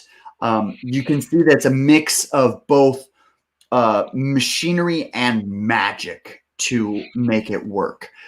There's a spiraling staircase that goes all the way up to the top. Okay, I want to use my affinity for electricity because most of my offensive skills, I think all of them at this point, are electricity based. I want to sense where there's a break in this system and pull the lever that fixes it. You not sense anything, and there is no lever to fix it. Okay. Are there any lights on? It's inside? Hemlock's turn. So what's going on, Hemlock? Is there any light on inside? No, just the light illuminating from the very peak where the brazier is. Okay. I can see in the dark. Is there anything at our level that looks like an office? No Okay. offices. Okay. Hey Kazuma, can you see well enough to walk? Kazumu, you have about 10% visibility at this point in time. I can walk. I may not be able to see the writing on this, but I can see the outlines of everything around me. Okay, all right. Put your hand on my shoulder. I'm going up to the light. I can see fine. Okay, I do that and I follow Hemlock. So you walk up the staircase to the Yep. top? Yes. So when you walk all the way to the peak, you can see this glass enclosure with a single brazier with a very mystical blue flame. The flame isn't touching the metallic brazier. It's actually floating just above its surface. And you can see that the energy that is erupting from the flame is being funneled into this siphon that's just above it that pumps it into tubes that shoot downwards down below you. Well, it looks like it's generating power here, and it looks like it's going into those two tubes over there. There's got to be something that's blocking this connection. I'd like to roll a perception check to spot the blockage. Okay, you do not see any blockage from the point of view you're at right now. Okay. I go down the stairs a little ways and see if I can see where the tubes pass under the floor. Okay, so the tubes actually don't. They go into large boxes that have a framework of a generator that's spinning on the inside. Oh, I see. From the generator, there's two cables that go down to large gear houses. And you can see that there's two gears that are kind of grinding to a halt because there's an actual skeleton of a worker trapped in between the two gears. Okay, I attempt to remove the worker's body without putting mine in it. You are unsuccessful to move it. Just straight off of the bat, you are unsuccessful to move it. I assist. Unsuccessful. You both are struggling to remove this body, but are unsuccessful.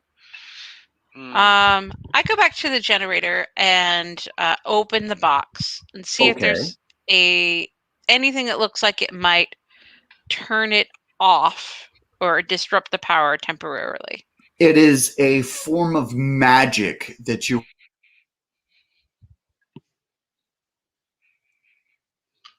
Is it me or him? Captain Planet, he's our hero. It's not us. It's not us. So we're still here. Oh no, it's not looking good for Suto. Next time on Captain Planet. Oh, next time. The team all get rings. We figure out what's in the box. Next time on Dragon Ball, will Whitefall have another thing to tell us? Find out in the next episode of Dragon Ball. Dragon Ball. Next time on Whitefell is a dumpster fire. What new metal has Kazumu turned the planet into this time? Something valuable for Who sure. knows? All right. So Back. Hi. it's a magic that you are unfamiliar with. Do we have anything that can just dissolve this body without hurting us or the rest of the machinery?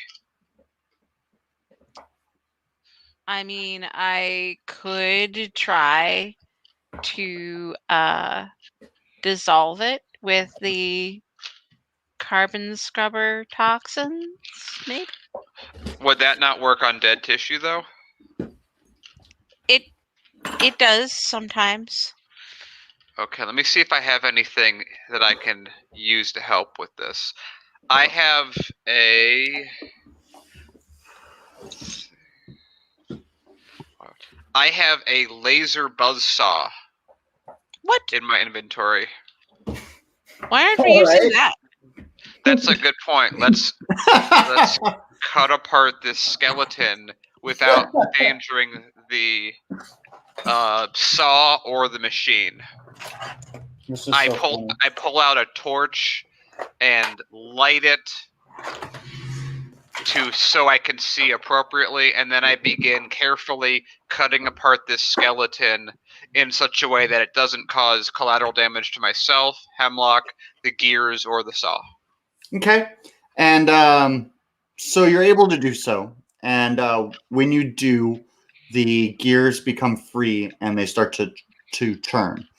But in doing so, you see that a large pressure has been built up and sends a charge out through the cables and then down into the floorboards, where you can see a large bush of just dark black smoke erupt from a vent in the floor. Well, I think can you use your scrubber to suck up that poison? Which one of us is more Oh, it able? automatically does that. Okay, perfect.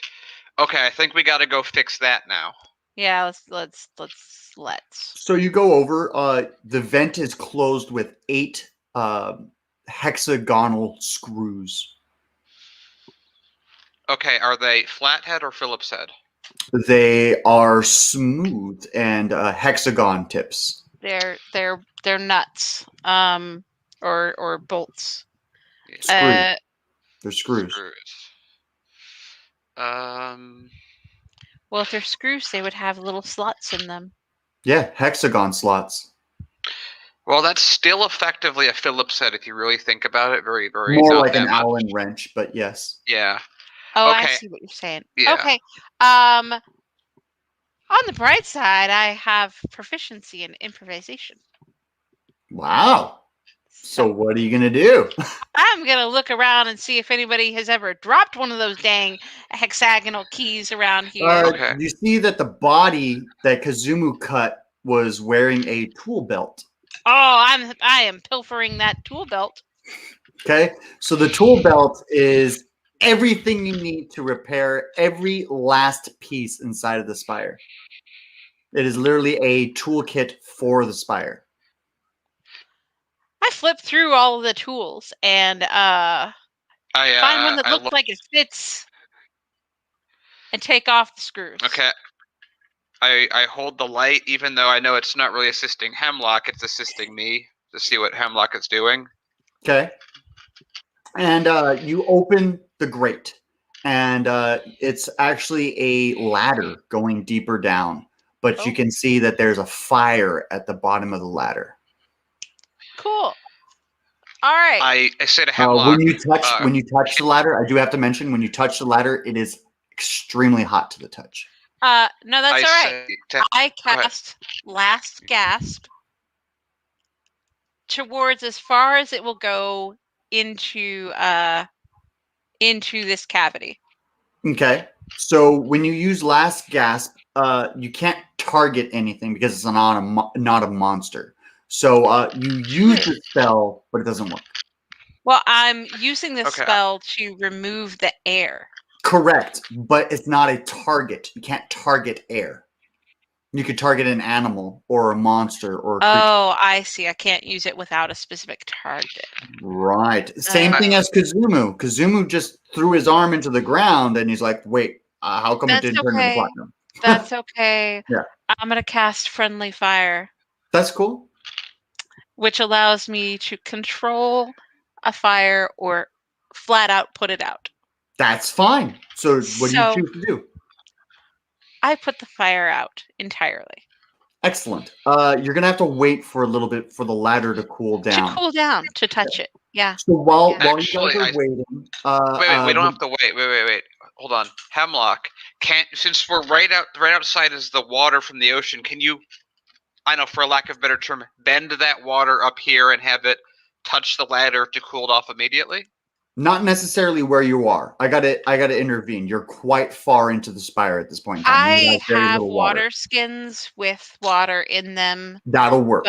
but we are in an electrical facility, and I'm Correct. not putting water anywhere. What So if there's we your have answer. what if the water is isolated from anything else? You basically create a bubble that's not touching us, and then you slowly descend it through the ladder and then bring it back up. If there's electricity, it won't affect us. Finite amount of water. If it's hot, it's going to melt it away or evaporate it. It's not how it works. Okay, I pull out a pound of food and just begin to eat it while we pass the time, and I offer some to Hemlock. Excellent. Hemlock is undamaged and does not eat. Yeah, but we're having some fun. Okay, So cool. we're gonna pick up with Aaron. What's going on with you? What's going on your side of the world? Currently getting eaten by a couple of birds. That's pretty. Yes. What can I say? I look up and I check the weather. What's the weather looking like? What time of day? It is raining. Ooh, how hard? How hard? I can actually roll for that. Wow, maximum. It's raining fucking cats and dogs. Super pretty raining. hard. A storm, you would say, or is it just some heavy roll air? for Right? lightning? Yeah, let's roll for some lightning. Okay. 3 lightning strikes. Okay. So it's pretty. It's thundering. It's raining, storming, and I kind of wiggle around, and I find that they're getting the ties are getting pretty damn loose. Okay. And I look at the guards, and I see, are they still having food, or what are the 2 guards doing now? They are starting to set up camp to go to sleep at night. It's sunset. Okay. Sun's coming down. These guys are getting ready to head to bed. And are the birds left, right? No, you're 1 turn away from the vultures coming in. Okay. So gotta kind of get out of this situation. And how far are the guards in front of me? About 25 feet. I'd say 25 feet. 25 feet. Okay. And as I'm wiggling and I notice that it's raining pretty damn hard, I'm soaked, and the ropes are getting all damp, and they're getting all Lubricated. sloshy, lubricated, and I managed to slip out. I slip out one of my arms. Your right leg first. Okay. So I slip out my right leg, and I kind of immediately put it back as to not alert the guards. Okay. And I kind of wiggle my arms and see if I could get one of them loose. Not yet. Not yet.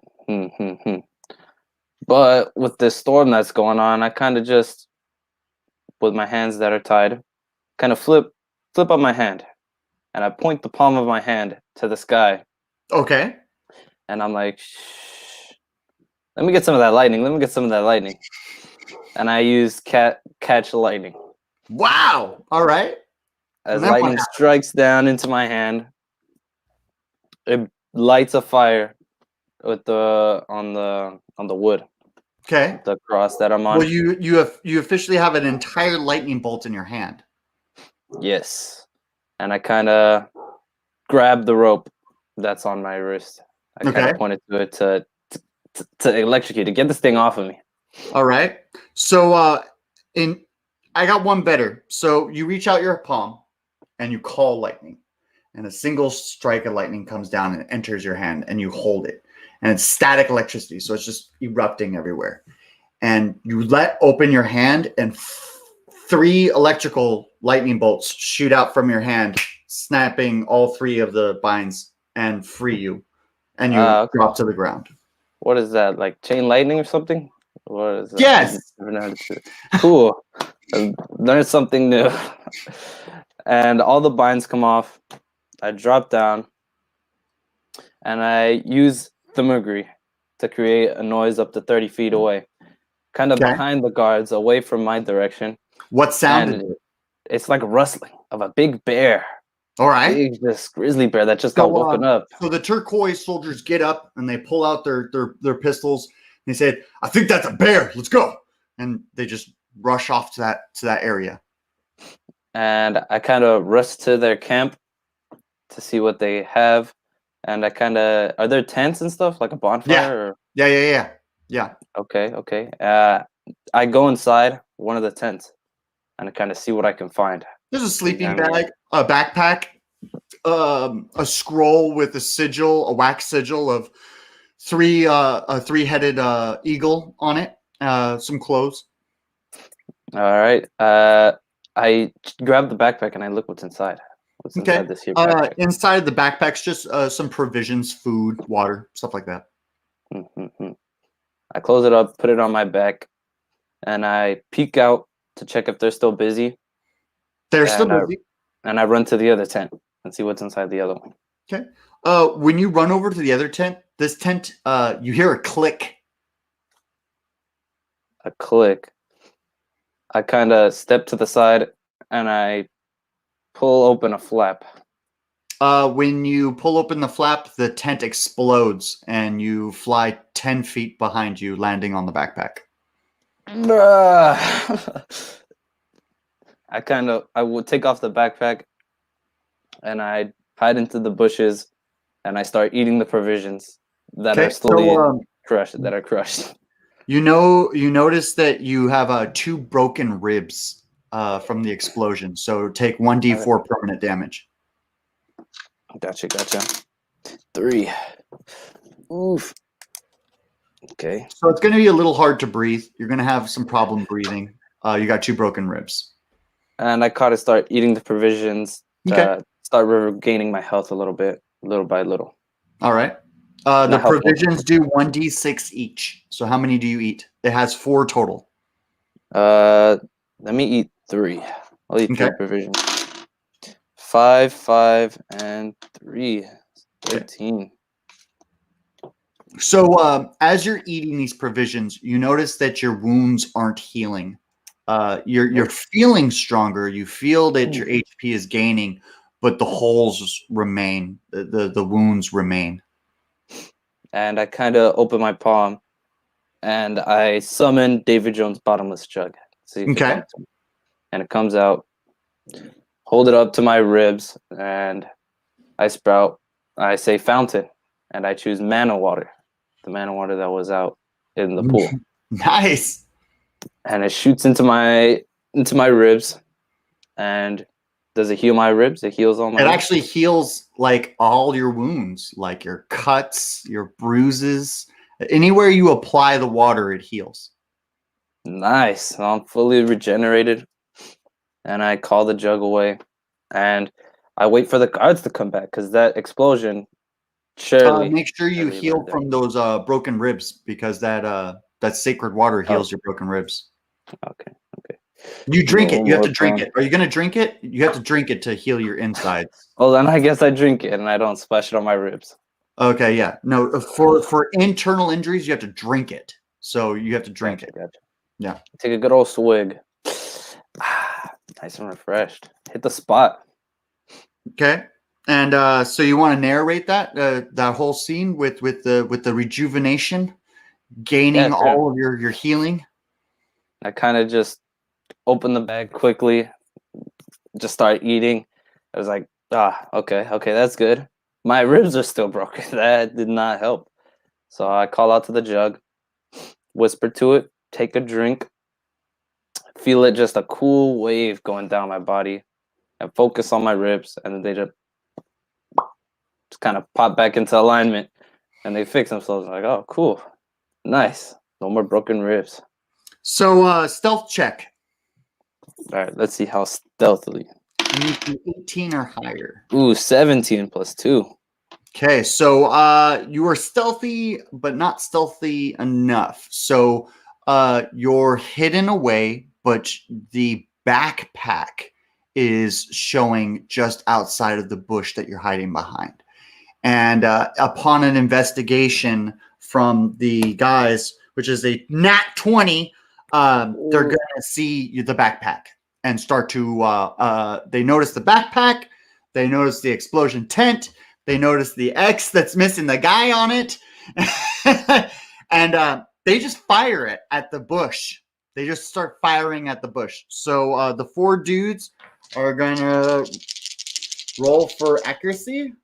We got an 18, 16, nat 20, and a 4.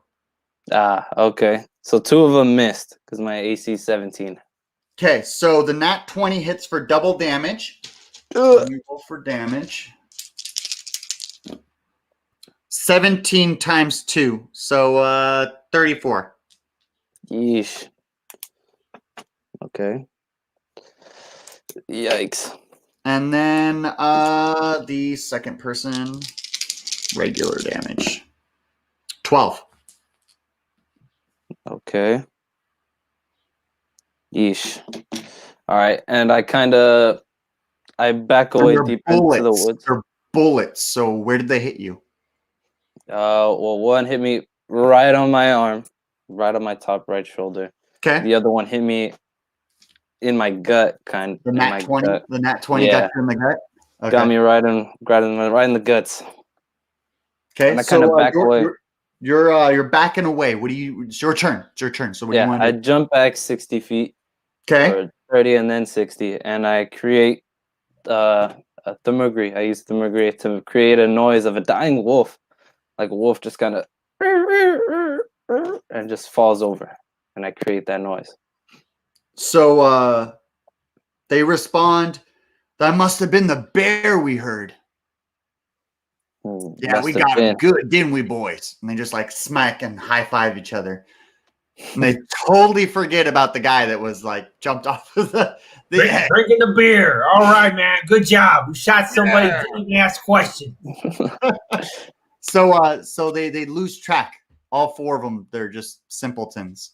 All right. Since they lost track, I'm about to whip out this jug again, and I gotta take another swig. Okay. As you take a swig, you can see the water shoot out of the holes, like the mask. And it just seals them closed. Back at full health. Feeling healthy. And I kind of check how many guards there are. Still 4. Under the 4. There's 4 guards. 4. Okay. And I kind of just start running towards Hector's at. Okay, so the best place that you know is the mountain range that's the Cliffs of Madness, or the door? Yep. I guess I could kind of perch in front of the door, because I'm still curious about what this prince got, man. Okay, so you go to the door, and you notice that it landed on like a wood like stick, and it has like an inch of gap at the bottom of the door. I remember where the scientist flicked the lever, and I was like, okay, that's there. Don't want to do that. And I go over to the door, and with that inch of space, I kind of sneak my fingers through it and try to pry it open. Okay, strength check of 20 to open the door. What the heck? Okay. Well, this is a mad pseudo part. He's all like, I got it. Let me open the door. I want to open the door. All of a sudden, Suto is feeling like someone needs my Saiyan strength. Modifier +3. Come on. This is a 17 or 20. Ooh, 18 plus 3. All right. So you have this. You narrate it as you open the door. So I kind of just peek my fingers through. I'm just like, all right. I'm souped up on some mana juice. Got that feel it coursing through my veins. Kind of just stiff my fingers, ready my legs, and I just and you lift it all the way to the top, and it breaks sealing it permanently open. Open this damn thing, and I see what's inside. It's a staircase. Leading down or up. Up. And I start climbing up. I start It's a crouch down. 5-mile staircase. What? So you're gonna be walking quite a while. Until you roll an investigation of 15 or higher.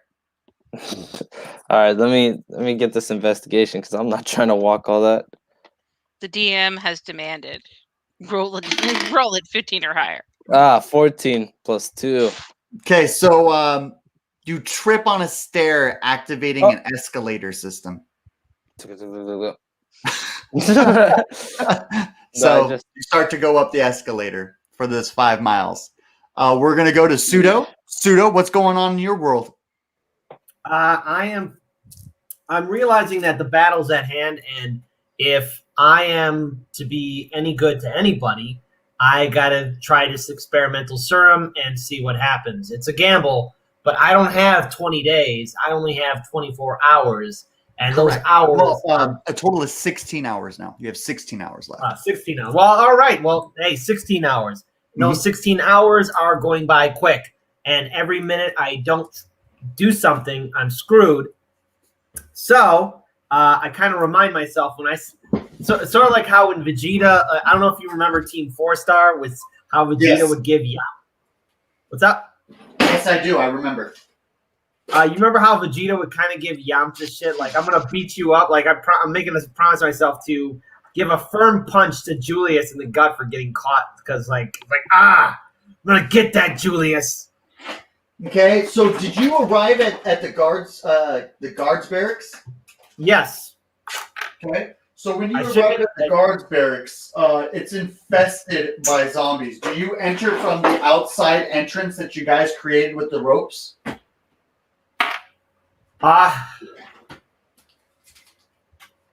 Okay, was there any damage to the roof? I think I did like a hole in the roof so I could fly in and out.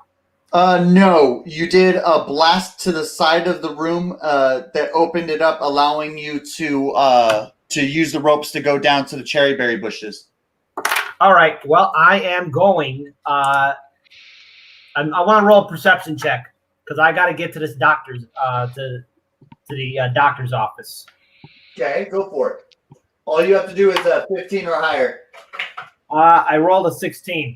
I'm doing pretty good. So you make it into the main entrance, but at the same time, you have to deal with these zombies. So you perceive that there is a total of 6 zombies in the room right in front of you. All right, I'm going to try and do a multi-key blast on all of them. Okay. So let me go ahead. Do I need to roll my D20 as well? Yeah. All right. Rolling D20.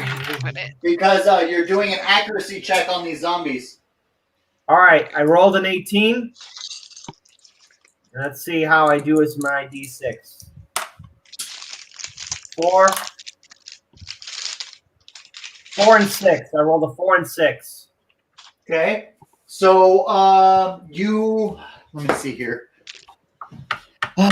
All right. So you hit and miss. And then did you roll for how many targets can you target?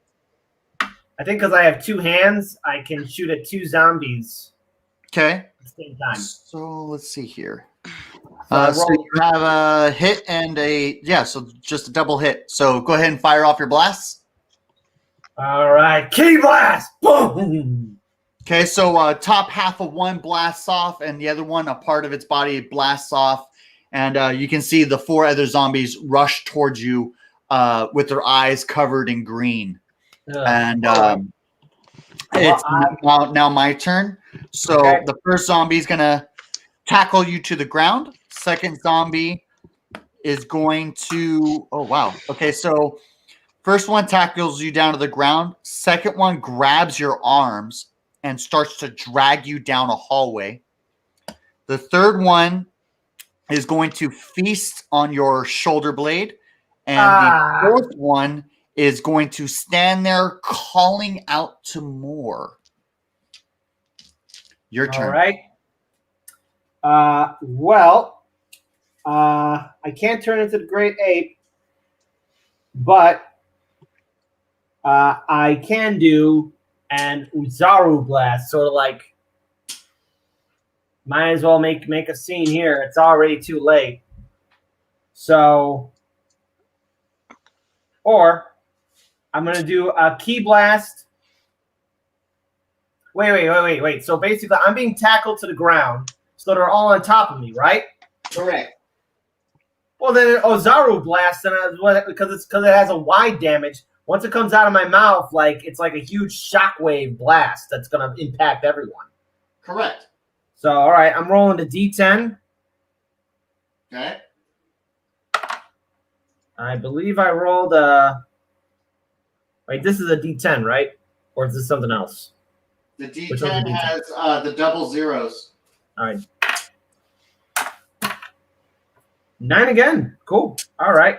And then okay, so I roll D10. That's a 90. Do I roll any 2D6s or D20 for any kind of damage? So you're blasting them through the roof? Basically, all 4 of them. As soon as I open up add another D6 for bludgeoning from the roof. All right. 8. Okay, so how much damage did you do total? Do I roll a D20 for that? No, just total. How much damage did you do?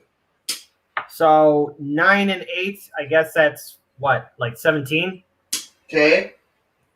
So let's see here. You got 17 points of damage. Let's put this out here.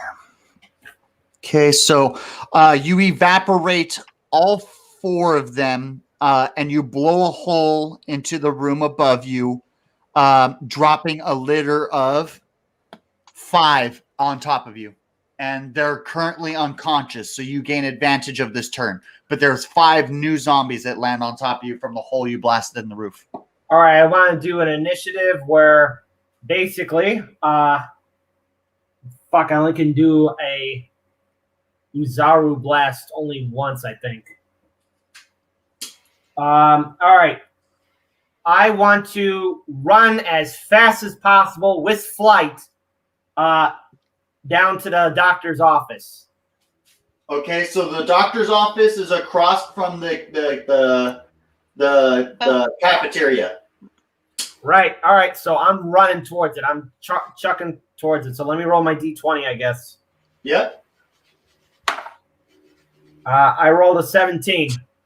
Okay, so when you get there, you notice that there's a cabinet in the corner that's open, and several tables with some like hospital equipment and some surgical equipment. Do you want to roll an investigation to see if you can find anything? Yes, and also would that apply to wisdom too? Yes. Okay, my wisdom is a +2. So, all right, hang on. This is what's going to either make or break Pseudo, everyone. Pseudo has to roll a very high number. 19. Okay, so you 21. Find a cabinet that says experimental research, and you open it, and there's 2 prongs that were supposed to hold a syringe, and it's missing. But you see fingerprints and dust at the edge, and you recognize them. They're Kazumo's. Yes. Zumo has this experimental syringe. Yes. Then he could have given it to me before. Zumo! This is crucial. Revenge. That's right, because Kazumo has it. Yes. Does Kazumo still have it? Yes. Why don't you say, hey, buddy, I got the syringe? Kazumo, are you trying to turn me into a zombie? We're on the other side of the harbor. Yeah, Kazumu feels like someone needs him right now, and is going to blame him for something that wasn't his fault, but then shrugs it off. Well, wait. When I was going to fly him off, you said... Hey, what about that chaotic good? dude. Wait a minute. Before I flew off, I asked, like, hey, look, I told you I got bit. I got Well, okay, scratched. since we're breaking the fourth wall here, the reason I didn't say anything is that experimental virus thing backfired every time I used it. You So, don't know how it worked on a saying. Hold on. hey, Can I do Suto, that? here's this time bomb that's probably going to hurt you more than what you actually want. Take it. This might help, even though 100% of the time it hasn't.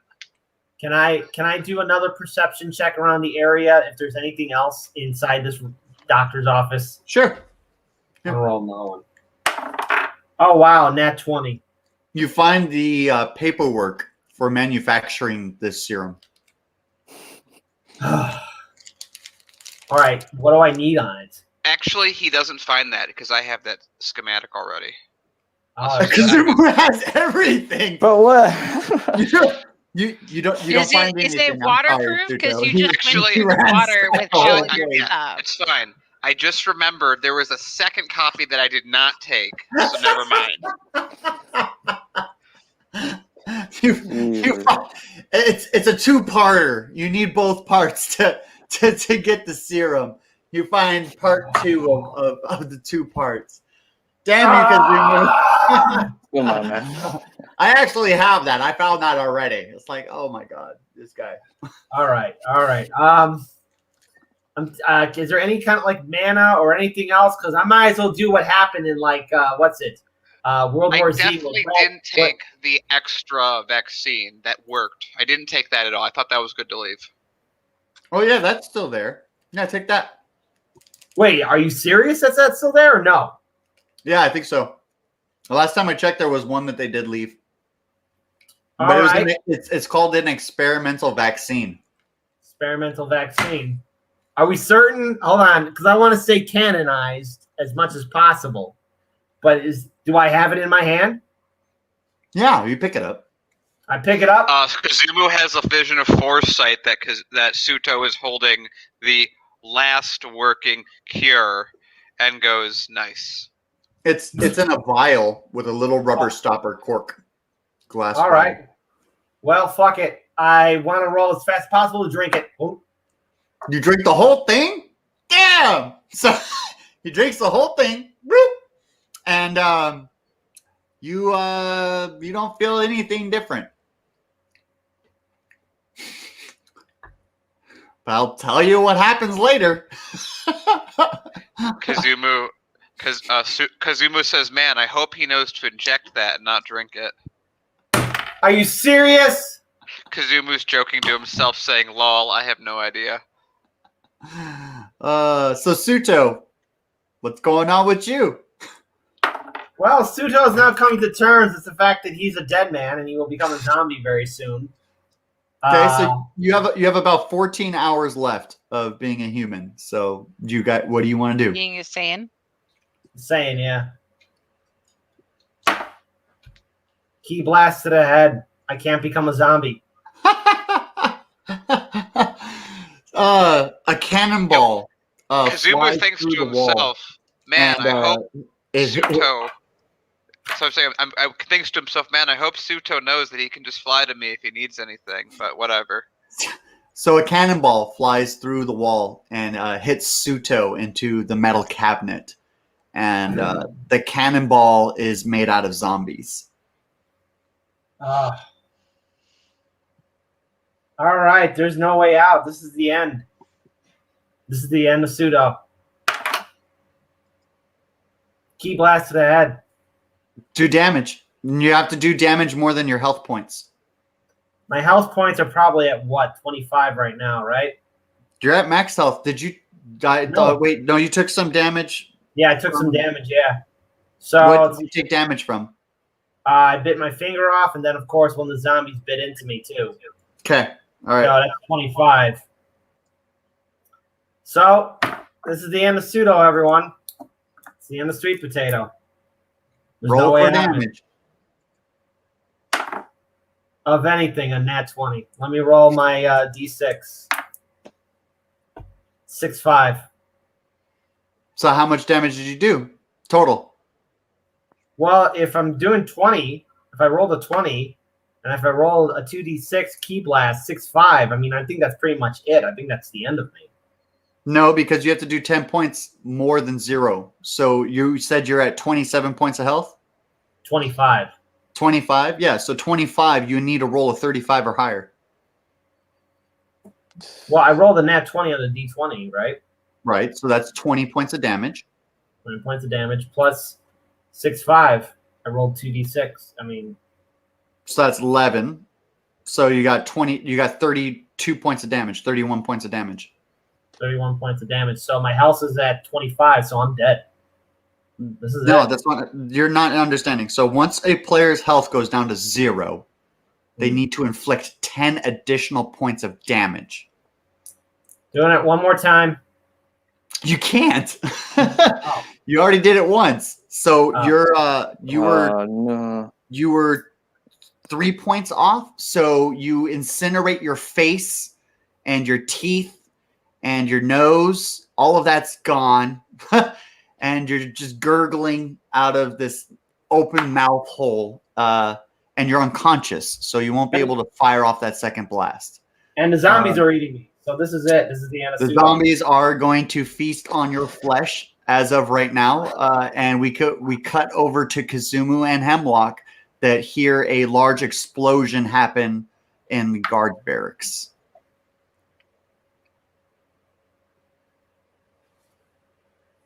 Wow. I look over at the. Well, actually, we can't see any of this because we're inside the tower, right? Correct. Yeah.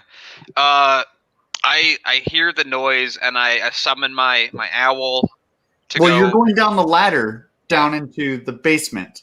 Mhm. So you're So even, you can't hear me. I'm dead. yeah, so you're even further down. Dude's done.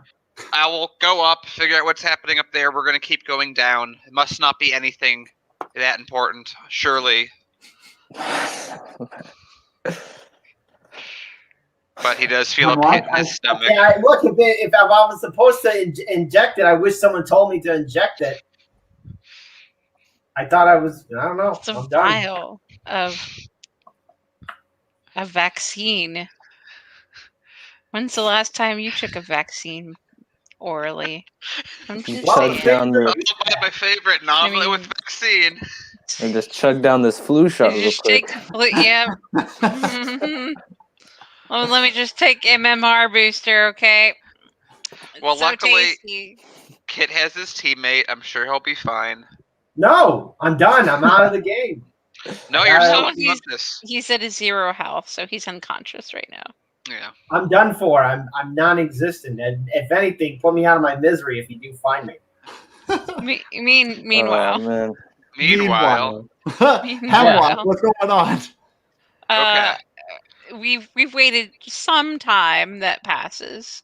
Okay. And the ladder is no longer hot to the touch. Maybe toasty. Got a little impatient. And I'm gonna go down Okay. the ladder. I'm gonna wait till Hemlock hits the bottom, use my extendo pole, and just slide down. Realizing I probably could have done that before, Cheater. but we would have probably singed our skin doing that anyway. So you slide down, and Suto, in your last glimpse of life, you can see two figures enter through the doorway in the room.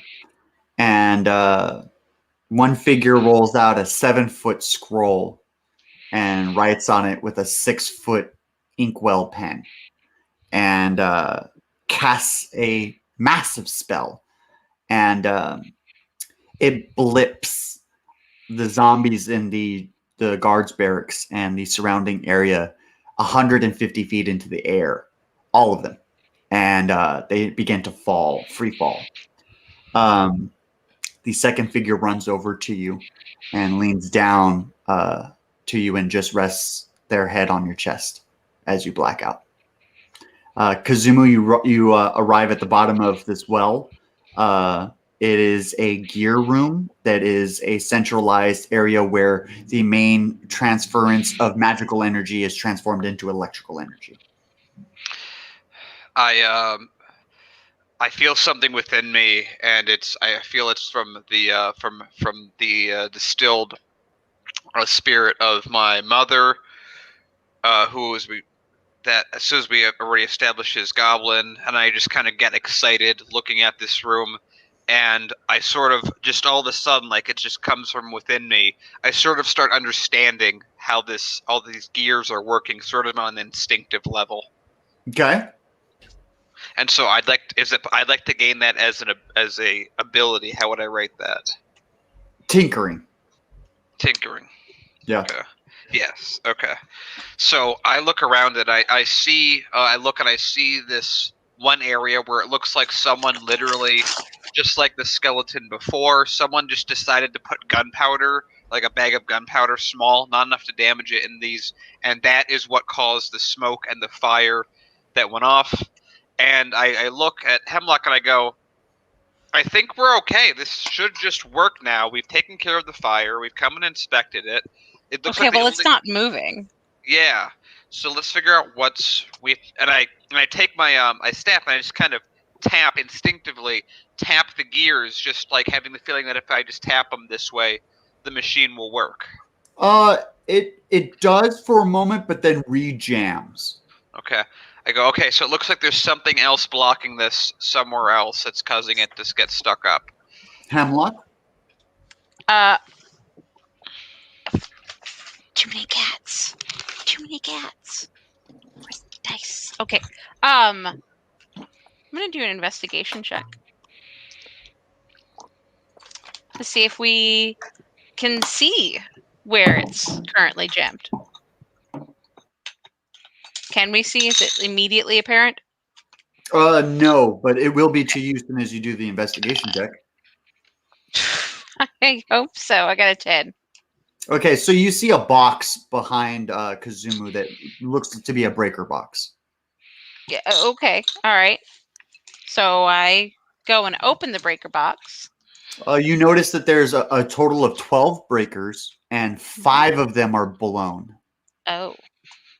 I look at Hemlock, understanding now that I understand this stuff. I'm looking and say, doesn't that belt that you picked up have a bunch of breakers? A bunch of fuses? Yes. Yes, it does. Okay, let's check how many functioning fuses you have. Roll a 1d6.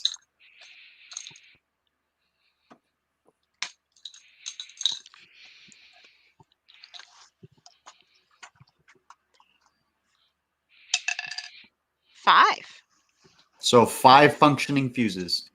That's exactly how many we needed. So I pull out all the broken fuses, and as I'm pulling them out, I realize by fashioning 2 that haven't really been burnt, they just have certain pieces that are not working, I'm able to salvage 1 working fuse out of the broken ones. Okay, so you'll be able to make 2 working fuses out of the 5 broken pieces. Okay. So, and then I'll put the 2 that I just made in, and then Hemlock just puts 3. That way Hemlock has 2 remaining. Okay. And then once you do this, the spire is now pumping electricity to the nearby town. I hear. So does the spire itself begin to light up?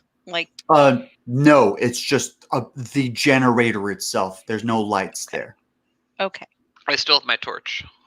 Yeah, except your torch. Yeah. And the light from the brazier. Okay. I go, well, I think that takes care of that, and all of a sudden I feel like I've just gained experience. Yeah, I would say that both of you guys, for completing the spire, getting all of the electricity going, would have accumulated 1,400 experience. Nice. Okay.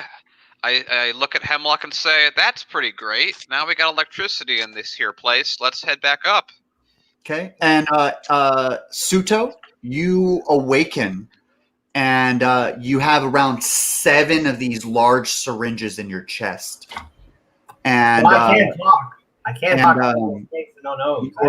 You are getting mouth to mouth from the doctor, and she's trying everything that she can, but your face is blown the fuck off. Like you have no face, you know. So she's trying her best, and Julius leans over and he puts a piece of paper next to your head, and he takes out his sacred ink. and draws a new face on the piece of paper that magically changes into flesh as he places the paper on top of your absent head. And the paper turns into a pulp, and the pulp turns into actual veins and membrane that attaches to your pre-existing facial structure and starts to reconstruct your face out of paper. So you're going to now have a paper face, a head made completely out of paper. He's paper mache. Yes, and you hear faint voices of, "I'm not going to let my sweet potato die. I'm not going to let him die." That's all you hear in the back of your ear as you fall deeper into darkness. You pick up with Aaron. What's going on with Aaron? Just really quick before we jump, doesn't he also get more max health? He will in just a few moments. I went to 0, but mind you, this is my Saiyan pride. Even if my face is paper, it's not real flesh.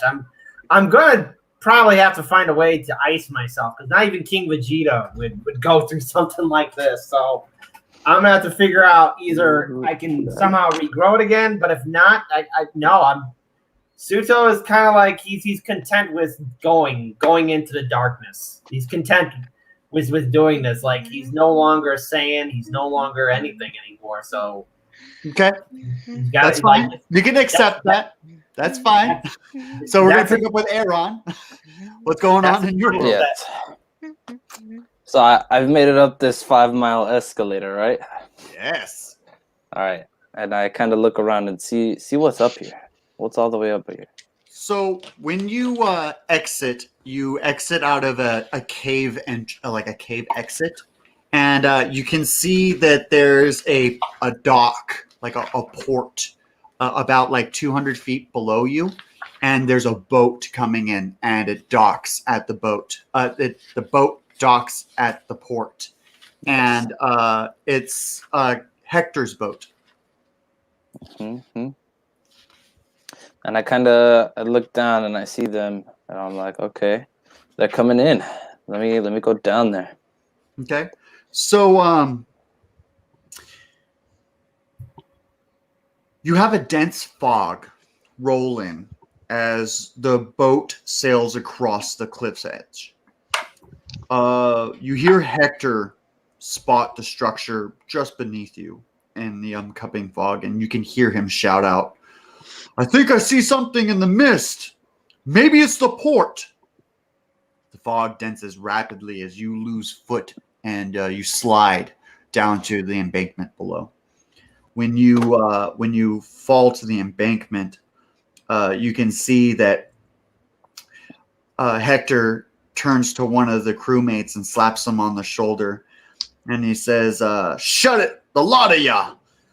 I think it's going to be quite a lucrative day." And the heavily obscured area causes the crew members to mumble, "It's the devil's fog, she is. It's a plagued fog, a cursed fog." Hector leans towards the crew and he says, "What did I just say? I said shut it. Bring us to port. The wooden dock is right there." The ship slowly creaks up and over to the old broken wooden dock. Several crew members throw hooks and latches onto it and start pulling the ship to shore safely. Roll a perception check, please. All right. Perception plus 2. Oh, 17 plus 2. You notice a zigzagging stone staircase leading up from the dock into the nearby mountainside to a small structure atop its face. Your movement speed is going to be reduced to 10 feet, and there's absolutely no flying allowed after this point. A ghostly figure appears out of the fog in front of you and the party. "Leave now, or face the consequences.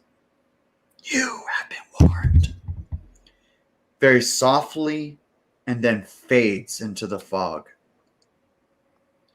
As you approach the staircase, it whispers one last time, and the crew just they lose their shit. They freak out and they run, and they say, "Ghosts, demons! Let us all leave right now before we all perish at this cursed rock." And they jump aboard the boat. Hector laughs and he looks towards you and he says, "I guess there's only one brave man among us. Go search ahead." Jeez, I don't know who you're talking about, man. I'm gonna go to the boat. All right, fine. No, he's not talking to you. Oh, he's not talking to me? No. He's talking to a crewmate. I feel bad for You're that off guy. in the embankment. You just slid down the mountainside. You're off to the side. Okay. And I kind of investigate and I'm looking at who this crewmate is. It is the gentleman that is half reptilian. Interesting. And I kind of see what happens when he approaches it. Okay, so he starts to climb the staircase, and you see him kind of disappear into the dense fog. And I kind of walk over to Hector, and I'm like, Prince Turin is very, very impatient. Like he's tired of waiting, man. He wants his stuff now. And Hector looks at you and he says, "Where in the hell did you see Prince Turin?" Over by this ancient structure that was in the middle of the forest. He says, "While you were scouting, you not only found an ancient structure, but you ran into the very gentleman that we're on our way to see." Indeed. "Where is he?" I got no clue. They hung me up, strapped me up, and he was gone. He left 4 guards to keep me there, but can't hold me down.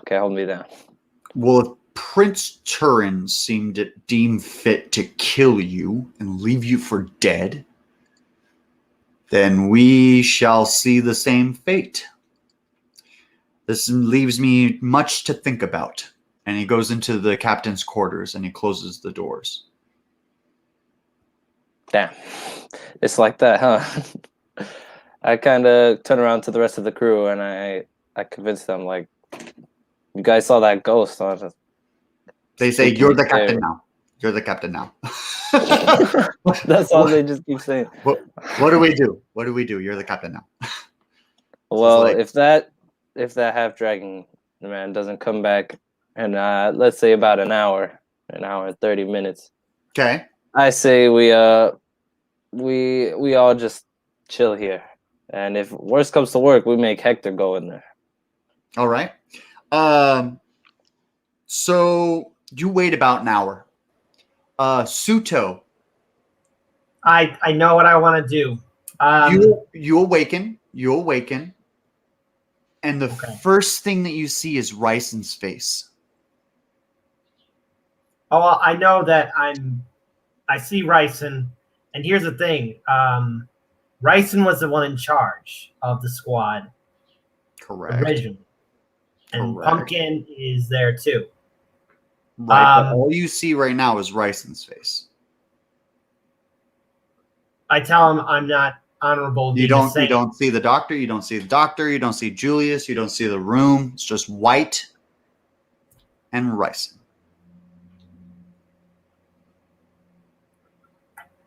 All right. I ask him, what is my fate? What was your purpose? To die in battle, as any Saiyan should. As any Saiyan should. He I looks should at not you even and he be says, speaking. "You were sent here not to be slaughtered, Suto. You were sent here for something more important than that."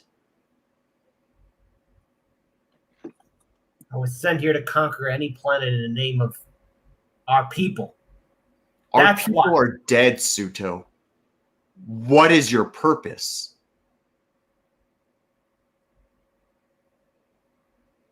What purpose do I have? I'm already dying from a virus. My He face. tackles you down to the ground and he starts to punch you in the face. And he says, "What is your purpose, Suto? What is your purpose?"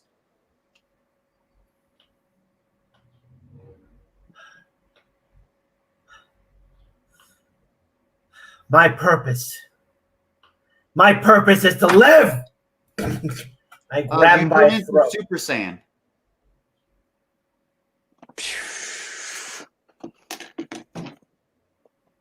Hold on. Am I a Super Saiyan? Yeah. Wait, so what happens to his hair since it's paper? It Just Like, go with it. well, I guess it's it magically changes to yellow and it just starts flowing. Yeah, but you successfully turn Super Saiyan. How did I turn Super Saiyan when I should have been like something else should have triggered it? You'll see. Am I alive? How can I still be alive? Because Pseudo is thinking he needs to go out not like this with his face like paper. It's like is Julius Your face there? isn't paper. Your face is normal, but you're Super Saiyan. How am I normal if everything in me is paper? Like, No, you're regular. You're still not in that room. You're still in whiteness. what happened? What? Explain. This is not correct. Ryson's not there anymore. It's just you and an empty void with your newfound power. All right, let me roll perception. Okay. I rolled a 12. You notice a image of you with the doctor and two children, and they're smiling and they're very peaceful, standing around like 16 feet away from you. I go to investigate. You could get closer. You notice that the other Suto's not wearing battle armor. He's actually wearing commoner's clothes. And the children are wearing Saiyan-like outfits. And they all have Saiyan tails just like their father does. I need to get out of here. That's what I need to do. And I want to get out here in this form. The family reaches out their hands out to you. All four of them. I reach back. Okay. And when you grab it, you grab onto life. And okay, well, I'm asking the entity, why are you bringing me back? You know what I've done. I don't deserve anything. Fight for your purpose. Fight for what's right. All right. I go. Okay. When you awaken, you awaken with 0 damage.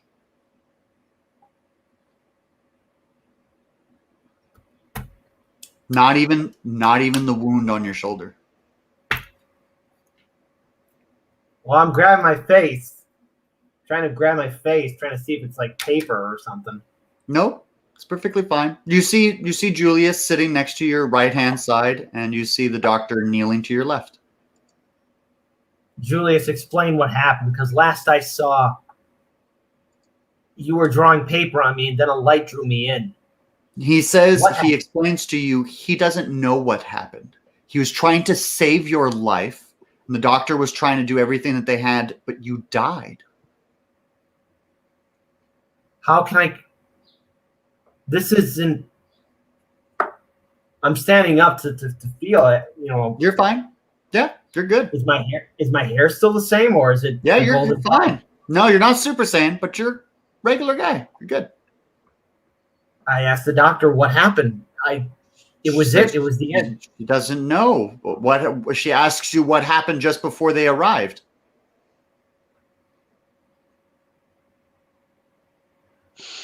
All right.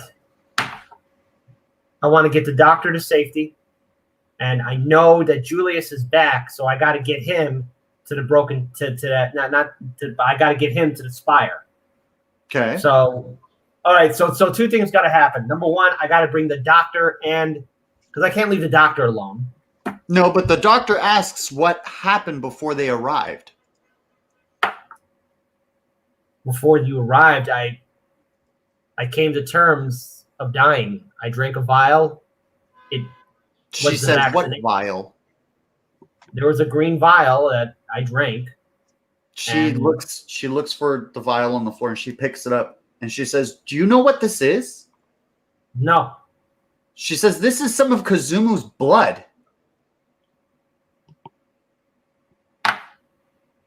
Why would Kazumu put his blood in a vial? No, I took it from him while he was passed out. I was doing research to see regenerative tissue research. And his cells have massive regeneration abilities. All right, we owe a debt to Kazumu, whether he knows it or not. But let's not tell him that right away. Let's not tell him that right away, though. She looks at you. She's like, "I can't believe you drank the whole thing, though." Well, Saiyans can eat about anything. She's all like, "I would have just injected it." she's like, "Why did you drink it?" She's like, "It doesn't matter. It doesn't matter. It doesn't matter." She just like Doesn't matter. Hold on. Wait. Two things. Julius, stand guard for 1 minute. Okay, he stands guard. When I was dying, or wherever I was at, I saw you and me. Doctor, I want to protect you. She says that's the whole point of her being here. She didn't want to let you die. All right. You came to rescue you. You always rescue everybody else, and no one rescues you. Well, she came to rescue you. All right. Here's what we're going to do. I'm taking you and Julius with me to the Spire right now. Julius is needed by Kazumu, and maybe he might owe us a debt.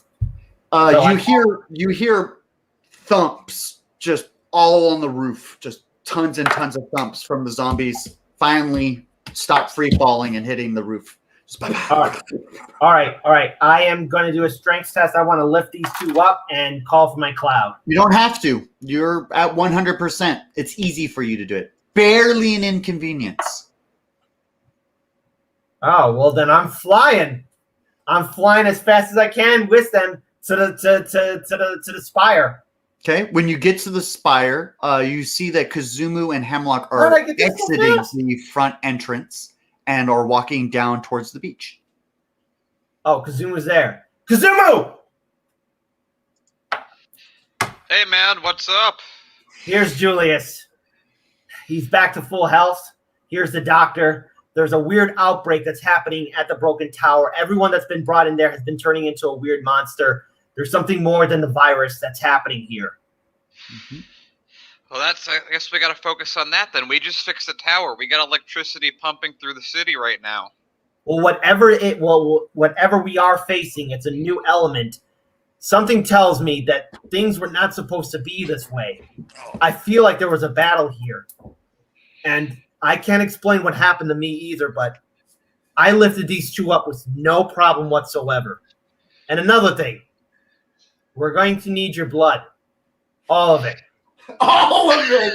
How did I know that was going to come out of his mouth? I need all of it! Kazumu takes a few steps back. Why do you smell like me? Because I accidentally drank your blood. Accidentally? One doesn't accidentally drink my blood.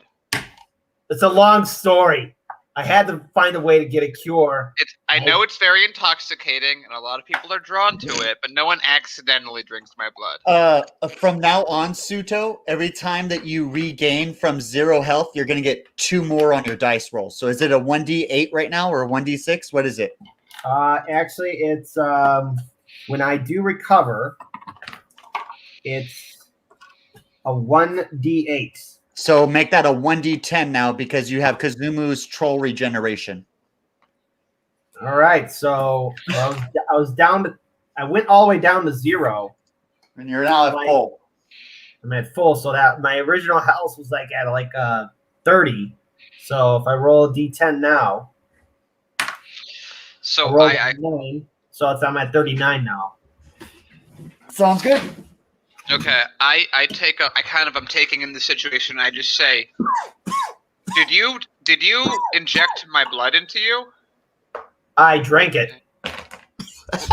Why didn't you inject it? It's way more potent if you inject it. Why'd you drink it? Who drinks my blood? That's weird. What happened? What happened while we were actually fixing the town? What were you doing? I'm sure. Like, were you doing what we needed to do? Is go and protect the people in the tower? That's what you were doing. The people all turned into monsters. So you weren't. Okay. So you weren't. Oh, okay. No, there's another outbreak that's happening. Something demonic is happening that transformed the people. The only people I could have saved is Julius and the doctor. That's it. I look at the doctor. When you left, is he right that everyone was infected or just some people? She says that we were escaping with our lives. What do you think? Well, I wasn't there, so that's why I'm asking. Okay, so it seems like, by what Suto's saying, my blood has bonus properties that not only heal, but can undo this zombie plague. Am I right? I think so, but something else happened to me. Kazumo, I think I've reached a threshold that no Saiyan would ever believe. Yeah, my blood is pretty good, isn't it? No, hold on. I pick up Kazumo. No, you don't understand. The legend is real. The myth is real. Kazumu, your frail body being shaked back and forth by his Saiyan superiority, you take 1d4 damage. I immediately troll regeneration. I know. It'll just illustrate that then. Okay. Okay. He shakes me. I just feel very rattled. He actually tears a small ligament, and I just go, "Fuck it," and I just self-heal myself back up. And then I tell Sudo, "Stop shaking me." You don't understand what I think I can do. I don't know if I could do it here, but I reached Well, it's a great nothing thing. Of the Saiyans. It's a great thing you're not being specific because I might understand what you're talking about. My people have a legend. Long ago, there was a warrior that reached the threshold known as a Super Saiyan. He's the legend of old that was able to battle against the gods, but his power was so great that eventually he destroyed our original homeworld. But that's only a story that we tell our children. That form is completely unattainable. You have to be born with a high battle power, or either that. Or apparently drink my blood. I doubt there was. It sounds like, in many words, and I understand, you're saying thank you, Kazumo. Without your blood, I would have never reached this beautiful level of power. And to that, I say, you're welcome. You're welcome. No, what can I say except you're welcome? I don't know if I can get to that form, but something has changed. And if I can reach there, anyone can. So my only question is, if you have to choose between being Soup or a Saiyan, which one are you going to do? I'll be a Super Saiyan. I'll try. I don't know if I can reach that threshold. I go, well, this seems like an interesting thing. I still don't quite understand what's going on, but I'm willing to play along.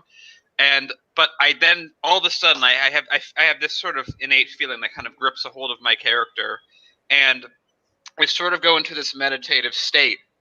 And as I'm going through, I'm sort of connecting with my own troll blood and my troll regeneration. And all of a sudden, when I pop out of it, I feel like my troll regeneration can now help others. I would like to add a 5-yard AOE for friendly targets when I use troll regeneration. Sure. Sounds good to me. Okay. Well, what do we need Julius to do? And now we have Julius here. For Suto, finding out that you have an opportunity for Super Saiyan, give yourself 500 experience points. Okay. Can my blood can I get like some of that experience since my blood helped catalyze all this? No, it was the Okay. doctor's idea. Well, the doctor is my person, so if anything she gets, I get. I don't know, maybe. I Well, what I don't want know to do how that would work. what I want to do is at least turn to the doctor and say thank you for your help. Definitely. But She's now, like, I didn't do anything. You did everything. You're the one that Scooby Dooed into this mess. I don't even know who that warrior is. She says it's an ancient legend about a guy who always makes mistakes but ends up saving the day from those mistakes he made. Sounds interesting. So, okay, now that we have Julius here, now that we got the power working, what's your vision? Who were we facing off against, and where is this opponent at? Okay, At this moment in time, all three of you are on the beach, including the doctor and Julius. You notice a large boss start to put two hands on top of the buildings and rise up as you can see hundreds of zombies start to embed itself into its flesh. That's it. That's what we need to take down. That's it. We have the electricity on. Hemlock, let's use your strategy. Let's get it close to the water, and we have to take those cables and put them in an area so that we can get the water to electrocute the boss. Okay, there's cables on the other side that you already know where they are. Or we have to find them. Okay, I look at Suto. Can you pick all of us up and bring us to where the lumberyard is so we can take these cables? That'll require a strength check. That will require a strength test. All right, so everyone 18 hold or on. higher. All right. Hold on. Who's really needed? We don't need the doctor. We could use Julius. I don't want to leave the doctor. They're safe on the island we're on. Is it safe inside the spire? Mm-hmm. Is it safe inside the spire? We had no issues. Just don't touch anything. You can probably stand on the beach right here and watch everything. Hold on. Let me roll a perception check just so that she's safe. I roll a 16. So you notice that there's like some floating bodies of zombies that aren't quite dead floating in the water that could potentially wash up on the shore. But as far as the spire, they are telling the truth that it is protected. That it is safe inside for her. It's a safe side. Did you guys clear it? There's nothing to clear. There's nothing there. There's nothing there? All right. So we need Julius. We need Kazumu, right? And Hemlock. And Hemlock. Julius is super light. He barely counts his weight. I'm pretty light. Hemlock, how much do you weigh? Rude. I was about to say, Hemlock doesn't even know half of these characters. So, like, you need to just get on these guys hard. Okay? Like, all right. You need to get on these guys hard, Hemlock. All right. So, Hemlock is not very tall and is not very bulky. All right, so you said 18 or higher. I actually rolled a 17. I tell the doctor to get inside the spire as safe as possible. The rest of you, I don't know, like it was 17 now, it's 3 So people. all of you pack onto Suto, and he's able to float an inch above the water as he flies towards where you guys need to go. I mean, how fast does he fly anyway? Oh, pretty fast. Much faster than you swim. That's for damn That's what sure. I was asking. All right, so we get to that other side. So no, you're on your way over. That's where you're going. Oh. So you're on your way over. We're gonna pick up with Aaron. You are just at the bottom of this structure, and you waited an hour, and you look up. Oh, am I lagging? Okay, no, we're good. You look up, and you kind of hear like a whispering. Not a human whispering, but like a swoosh of an object swirling through air as a body flies and smacks right next to you an inch away. And it's the body of the half lizard man. and he's now a pancake. Ooh. I kind of tell the crew to like, hey, get Hector out of his quarters. He has to come look at this. Okay, so Hector comes out of the thing, and he says, Like clearly "Well, that ghost was serious. Huh? with the amount of fog, we can't sail. So if we need to go further on foot, I guess that's what we do. Is that the way?" And he asks you as he points towards the staircase. I mean, the way to end up like that guy, yeah, I mean, yeah, it is the way. You point at the guy. He's like, "What happened to that guy?" The stairs. The stairs. The way is what happened to him. He says, all right. Well, shit. Well, Yeah. what do you? Well, we're stuffed between a rock and a hard place." And he thinks off as his because he's a robot, so he moves back and forth. And there's a puff of steam that goes off, pew! And he stops jiggling, and he computes, and he says, logically, the best opportunity for success of a 32% survival rate would be going up through the staircase. So, and then he just turns back to normal, and he's like, I think we should do the staircase. Well, if you think that's what you do, you'll lead the way. Let's All right. go. So he pulls out his sword, and the whole crew departs the boat. Behind me, and we're going up. The structure is around like, I don't know, a 45-minute walk up from the staircase. So the entire time you walk up the staircase, you're just spiraling and spiraling and spiraling up this large building.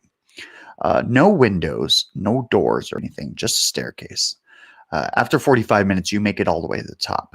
And it turns out that there's a small eroded door that's made out of wood, but it's been there so long that it's like rusted shut.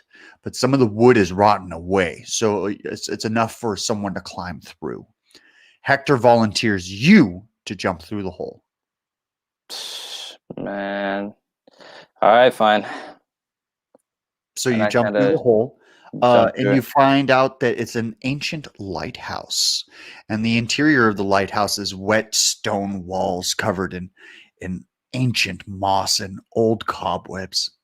A decaying wood staircase winds downwards around 4 stories, and it's a total of 400 feet. It Okay. tightly grasps the wall edge as it spirals downwards with a gigantic gaping emptiness in the middle. Many long ropes hang from the middle shaft, connected to a large steel crate at the epicenter.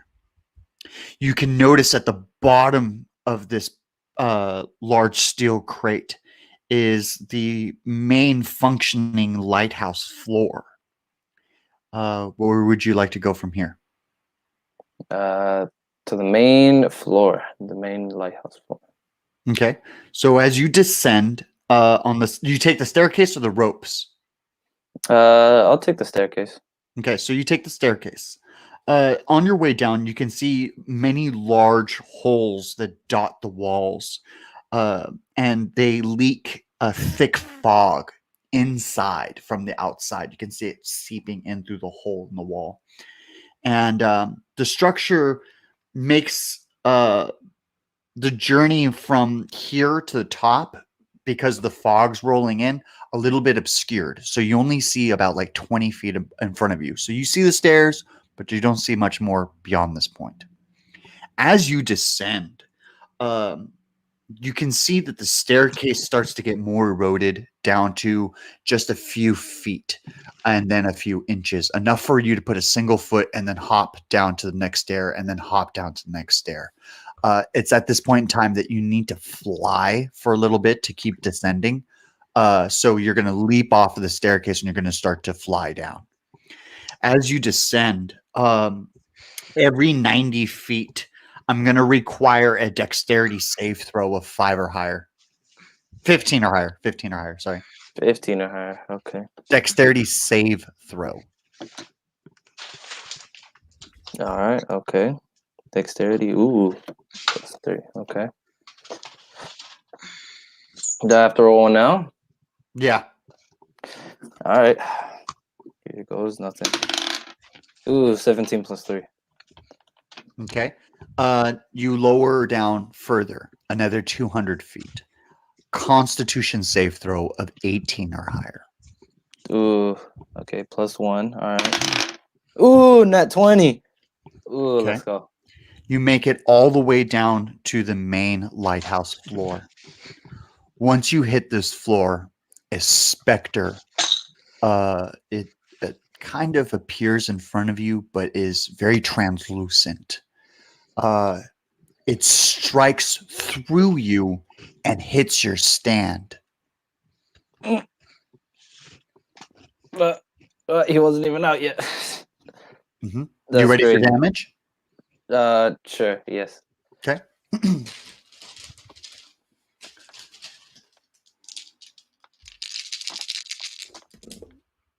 22.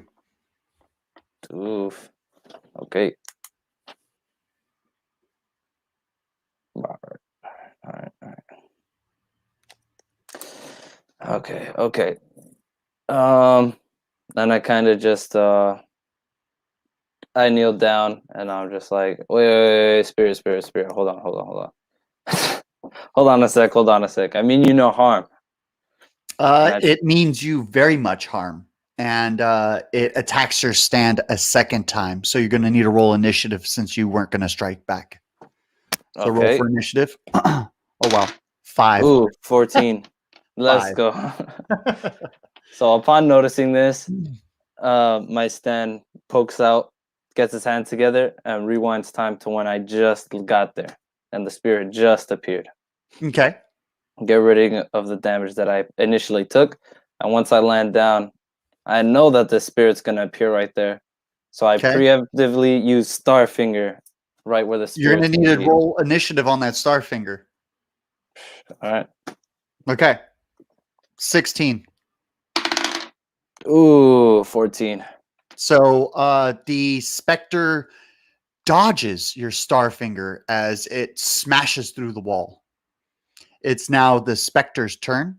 It's going to fly up and grab your stand by the knee, and I'm going to deal damage. Oof. Bone breaker for 18 points. Yikes. Okay. And you're going to take a 1d4 bleeding damage for your stand every turn. My stand doesn't have blood though. It's going to happen anyways.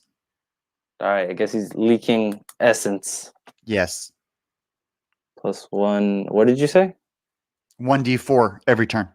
Okay, 1d4. Gotcha. And is that the end of your turn? Yes, it is. It's your turn. Okay. I kind of jump backwards, and I start to fly up.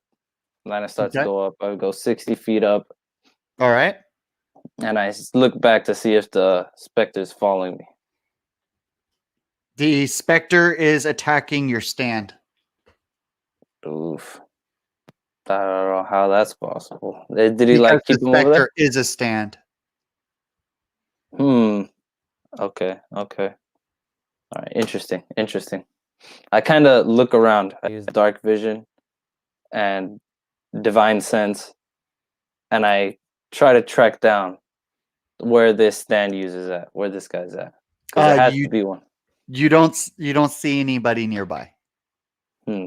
Must be a ranged one then. This guy's got some range on him. All right then.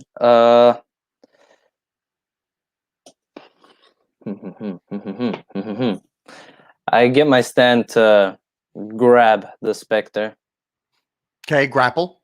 Okay. Crank back his fist, and use aura. Oh, damn. All right, bring it on. From point blank, 4d6s. Let's do this. Oh. Ooh, Okay. 4, 2, 5, 5, 10, 16 damage. Okay. 16 damage, and then you know what? Let's just do it again. Let's just keep beating this guy. All right, do it up. Okay, 4, Just 8, keep 2, punching him in the 10, face. Fall asleep, fall asleep, fall asleep. 16 again. Okay. And you know, one more time never hurt anybody. One more time never hurt anybody. Yeah, never hurts anybody to do it 3 times in a row. 15, 15, 5, 20. Okay, 26. And okay, let me just And then now did you you don't have a modifier for that, right? It's just base damage for the aura? yeah. Okay. And then you know what? Just one last time. One last time just cuz. It's And I 4 hit it. times, so I didn't expect you to waste all of them, but I was like, go for it. 5, 10, 3, 13. Well, next turn, I can attack up to 4 times, I know. so that should be fine. Okay, Another so you pummel him in like unbelievably, and the specter just laughs as you're auraing him in the face for 4 consecutive 4 consecutive times. 4 times, just a Yeah. flurry of fists. That was a lot of damage. He took a lot of damage, but he was laughing the whole time. Get So over this now guy. it's my turn. We are in melee range, so I'm gonna use backstabber. Let me roll for that. 22, and the spirit vanishes through your stand to the other side of the stand, and then backstabs your stand. It gets a +5 damage for backstab. Okay. And did you roll for bleed? I'm about to. Ooh, 1. Let's go. Okay. And it is effectively your turn. 52. All right. My stand doesn't like this guy on his back, so he's gonna blink through him, right to his back, grab his neck, and just start beating him again. All right. He Face grabs his first neck and into he like face the down and ground. starts, yes, Okay. and just starts pummeling him. Go for it. Deal So damage. 46. Ooh, 3, 2. So 5, 7, another 5. So like 17. Yes. And let's keep going. Let's just keep pummeling this guy. Yeah. He's got quite a bit of health points, so All right. through him. 10 and 6, 3. So 19. Another one. This is the third one. 4, 4, 8, 2, 10, 15. 15 more. And then instead of this last one, my stand's gonna let go. And it's gonna kind of kick him away and use Starfinger. Okay. Go ahead and activate Starfinger. Yes. Let's see. 1d8 plus prone. 6 plus stunned. Okay, so when you do that first point of that 6 points of damage, you see it finger him through the chest, and like he's like laughing the whole time, like hysterically, like the Joker would be. And when it pierces him, you see it vanish as he seeps through the wall. Okay. Interesting. I kind of ready myself as I look around at the walls, getting ready to evade or anything. And I call back my stand, and he appears behind me. Okay. Nothing happens for over 30 minutes. In those 30 minutes, I go to the metal crate. Okay. And I start investigating it. The metal crate has a body inside. It's a skeleton. I whip out heavily chained, chains around the neck, chains around the arms, ankles, wrists, fingers. This guy was some terrible. I whip out Davy Jones' bottomless jug. Take a good old drink, good old swig. Get the juices flowing. Get the muscles nicing up. The mouth of the jug, you see the water kind of being stopped. It Uh, doesn't well- come out. That's not nice. That's And not all you epic. hear is laughter echoing in the background. Not funny, man. Not funny. I whip on my stand to grab the crate and rip it off. Rip it off of what it's connected to. There's ropes. Yeah. Tons of ropes. So you rip it off. What happened now? And now we fly up. We fly up back to Hector. Okay. So when you arrive at Hector, he just looks at you with this crate and he's stunned. And we're gonna leave off there and we're gonna pick up with these three heroes that have arrived at the shore that have a plan to take on this ultra boss with electricity. All three of your mics are closed down. All three of you are muted. I turn to the team and I say to them, I've never been able to fly that fast carrying so many people. Starting to get some of that troll blood in you, huh? Everyone likes that. Okay, so now we're on that bank. Okay, I go point to Stuto and I say, go get the cable that's over there that's pumping electricity into that building. Bring it over here. Lumberyard. I start siphoning water from the ocean and creating a 2-inch puddle contained in Okay. a 30-foot area. All right. Perfect. I asked Kazumo, how do you want me to grab these cables? I mean, are they powered up? I don't want to get electrocuted. Or Yeah, They're they're hot. powered. They're hot. They're Hot They're cables. powered. Be very careful to have yourself insulated. Don't let them touch the water. As long as you're not touching the end of them, and this is my inner tinkerer saying this, if you're not touching the end of them when you pull them out, and just need one of them, and you don't let them touch the water, you're not going to be electrocuted. Just go fly there, grab it, and bring it back. Put it next to the puddle that Hemlock is creating. All right, I'm following those instructions to Okay. the T.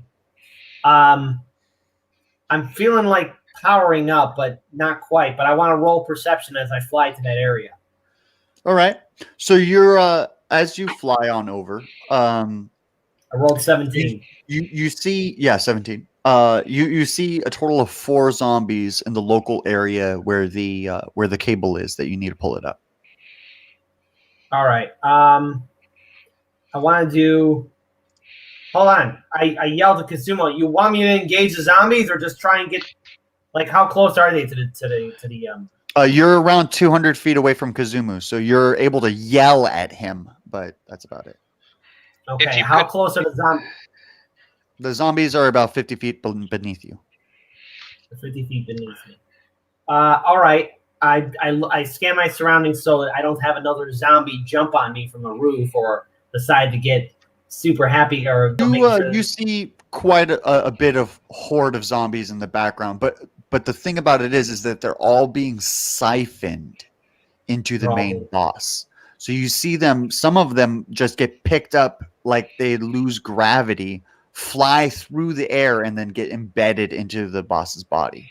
Then these four should be flying off too, right? In a few moments, yes. But I'm telling you right now, there's 4 standing next to the cable. You made a perception check. That's what you get. I made a perception check.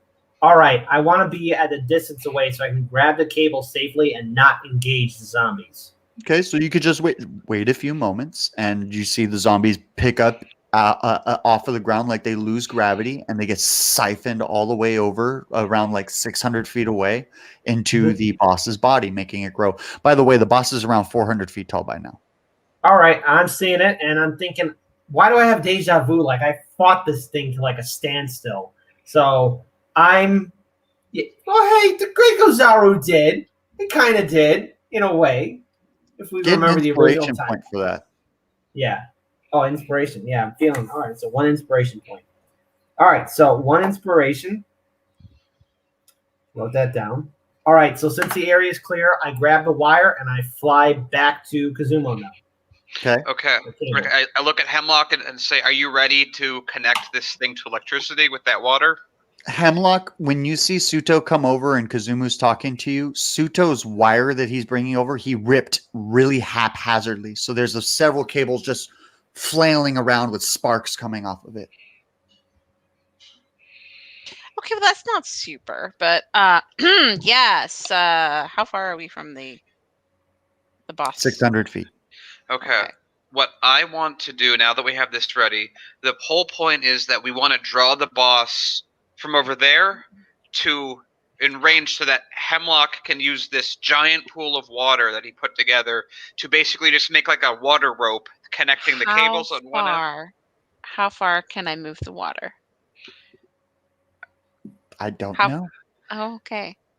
Based You on the wanna amount of roll? water that I- Hemlock has put You have to together. roll a 1d100 for that. Yeah. Yeah. I'm good with that. I'm gonna find out how far I can move the water. Okay, 1d100. Yeah. This is something I haven't done much before, so good to test, right? 87. So 87 feet. Okay. I stretch the I say, water oh. out between us towards the toward the boss. Okay. I look at Suto and I say, Suto, I need you to pick me up and fly me within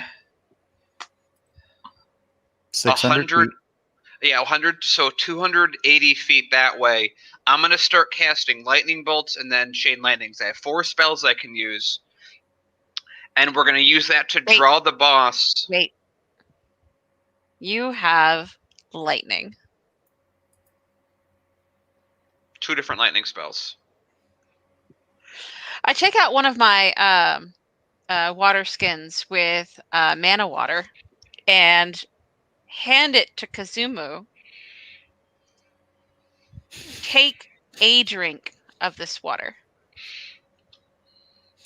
Delicious. For Great. 1 hour, you get infinite spells. Okay, let's make That this happen. should help you cast more spells.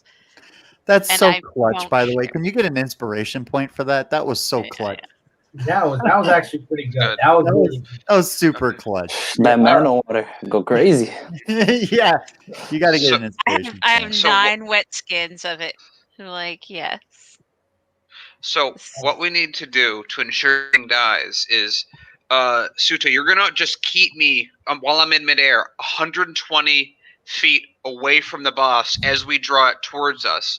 Once it gets 89 yards away, was it the yards or feet? Feet. Feet. Feet. Once it gets Once 89, it gets to the water, once it gets to the water, it's Hemlock's 87. going to take over because you have automatic power generation. I just have bolts that I can throw at it, and then we're just gonna lay electric fire on this until it dies. And what do you want me to do? Do you want me to shoot anything at it? Just you don't have anything that can damage it. Everything you have makes it stronger. Wait, hold on. Does What? this thing carry any weapons? The giant hammer. All That's right. Well, then That's- we're going to be moving fast. You hold on tight. And It's gonna get smaller as we deal damage to it, but we can't engage it in melee. We're getting it to the point where we can just pump it full of direct electricity from those cables we brought. Everything I'm doing is just getting it weaker when it hits us. all That's right. why you're holding me up. That's why we're keeping 120 feet away. That's why we're going to be out of range. It has to do accuracy attacks. It can't melee us in that condition. All right. Here's what we're doing. We're going ahead and do this. Let's go. Okay. I roll. Hold on. Wait. Got to do strength test. All right. Roll the 17. That's enough. All right. Okay. Picking up Kazumo. Okay. And let's go ahead and engage. Okay. We fly over so that we're 120 feet away from the boss. At this point, is it done sucking up zombies? Yeah, it's at 100%. And you have to roll initiative against it at this point in time. Okay. All right. I rolled 16. 17. 10. Okay, so boss goes first. So Okay. the boss is going to pick up its hammer and a whip. It's got a whip. Right. So it picks up its hammer and sees some flies heading towards it. And it just straight doesn't even aim for you guys. It just pummels the city and destroys 4 square blocks with the hammer strike. So a good portion of the city just went. And your guys' turn. Okay, Alright. I cast Wait. lightning bolt. Okay. Wait, so I did roll 16. So Kazumu, how far do you want me to? We're already Flying. in range. We're 120 feet away from the boss. I need you to just always keep us 120 feet, and as it moves forward, you move back. We're trying to kite it to. You're flying, Hemlock, holding yeah. Kazumu. So Yeah. every single time Kazumu's going to fire off the lightning bolt, you're going to need to make a strength check of 18 or higher. All right, let's do it. How far are we off the ground? In my mind, we're like 20 feet off the ground. The boss is well over 700 feet tall by now. It Okay, good. maximizes at 800. So we said he was at max. So if he's at max, he's at 800. Solid. Okay. Well, yeah. So we're pretty up there in the atmosphere, buddy. We don't need to be. We just have to hit it somewhere. It doesn't have to be at its face. Okay. I don't want you let's to. do I it. don't want. I'm worried about you dropping Don't me. drop him. Yeah. Well, he You has drop- an extendo pole, so he's That's true. saved him 1,000 That's times true. before. That's true. Hold on. I also screamed for my cloud to get here too, to be put underneath my feet. So I Okay. can. Oh, that makes it a lot easier. With the cloud, you no longer need to make a strength check. Perfect. Okay, so we have the cloud. But standing on the cloud. Kazumu, you do have to sit in Pseudo's lap. You have to I sit will on do the what lap. to change the future. I will sit in his lap because his lap now has part of me in it, so it's a little more reasonable. Hey, then all of a sudden I feel like, hey, why is it I think your butt's gonna turn me into a monkey? Oh shit! This guy. Oh yeah, So- be careful. so Don't get too. Do you don't get sit too on close. him? I carefully position myself for effective and stable spell casting. Let's say that. All right, make sure your pants are. Is your ass touching him in any way? Are you? No, there's a nice piece of cloth separating. Very Okay, good. good. Oh, good. Oh, that's fantastic. Just making sure that's clarified, because Yeah. otherwise he would transform while you sat on him. Yeah, that wouldn't be good. That wouldn't be good at all. No. Okay, so actually, now that I have unlimited spells, I'm gonna just start continuously casting chain lightning. Okay, so you're gonna just continue. You're not obviously gonna do enough damage. So just narrate all of the stuff that you do as you move back towards the beach. Okay. Take about like 3 minutes. Okay, I build up. I cast chain lightning. I see the boss start to take a step towards us. He's now 10 feet closer. We're now 110 feet away. I nudge Shuto to go back 10 feet. I cast another chain lightning. We move back. We continually do this. Thanks to the mana, I've never felt so much energy flow through my body as I keep casting, moving back, casting, moving back, casting, moving back, casting, moving back. And as I see this, I see that I'm aiming for the same spot. I don't naturally always hit the same spot, but it's so big I just need to hit somewhere. I know every time I'm hitting it, it's dropping. Every time I'm hitting, drops by 10 feet, 10 feet shorter, 10 feet shorter, 10 feet shorter, 10 feet shorter. Charisma bonus activates. I yell it, ha ha ha, we're taking you down this time, buckaroo. And every time I hit it, it's getting smaller and smaller and closer and then smaller. So by the time we hit the point where Hemlock is ready and has the water taut out, electrified, ready to hit, the creature is now only 125 feet tall from the energy that's been taken out of it. As it comes in contact with this relentless stream of water powered by the tower that we've just finished, it just enters in all the cracks that have been the holes that have appeared in the armor, and it just radiates out with electricity, and it just starts shrinking and collapsing and shrinking and collapsing until nothing is left. Awesome. Give everybody a whole level up. Awesome. Level 4. Oh, shoot. We're gonna while everyone levels up, we're gonna pick up with Aaron. I don't get a level up, right? Right? I don't get one. Nope. So- Nope. You're in somewhere else. Yeah, So run you out, get run up to out. Hector. He's astonished at the cage that you brought with the skeleton inside. I'm just like, who the hell is this guy? Do you know anything about this guy? Damn it. He's all like, I know exactly who that is. And is it a cage or is it like a box, like a steel full box. No, it's a cage. It's like So it a has bars and steel. stuff. Yeah. You can see inside, but it's like literally the pinnacle of security at that era of time. Okay. So this guy's old. My stand just easily reaches in, grabs 2 bars and just pulls it open. Okay. And I'm just like, Hector, who the Yeah, hell is he's this? still shackled like crazy. He's got shackles around his neck and everything like that. And I'm like, who is this guy then? Since you know exactly who he is. He says he's the Necro Wizard. Never heard of this guy before, but Next go wizard. What? Necro Wizard. sounds, Yeah, I sounds like a bad dude. Bad guy. Yeah, you could say that. He wasn't really bad in life. He just the way he practiced spells was bad. It's all in how you look at it, really. Like I'm a Perspective. pirate, but Yeah, I'm I good get it. I get for my own benefits. Understandable. Well, where to now? I mean, Is this skeleton still inside the cage? yes. Oh, okay. He's still shackled, still held down, and he's All right. Okay. dead. So I don't really know. so what do you want to do now? You're in free mode. Okay, well, first off, I'm gonna heal. Lay of hands, cure wounds, and I'm about to fix myself up. All right. Back up to max HP, and I'm chill. I'm rejuvenating, and I kind of just look at this lifeless skeleton that's in there, and I kind of poke at it with a stick. All right. So the door that you entered through was only a hole. So Hector's viewing the cage that you brought up through the door hole. So you're poking him with a stick or what? Yeah, I'm poking this, make sure like you're dead. You're dead, right? You're dead. That Yeah, wasn't it's your not moving stand, at right? all. It's just a skeleton. Okay, cool. Do we need anything from his body? Because I'm just gonna throw it back down. It's just a skeleton. Cool. See you later, Mr. Skeleton. And I just drop it back down.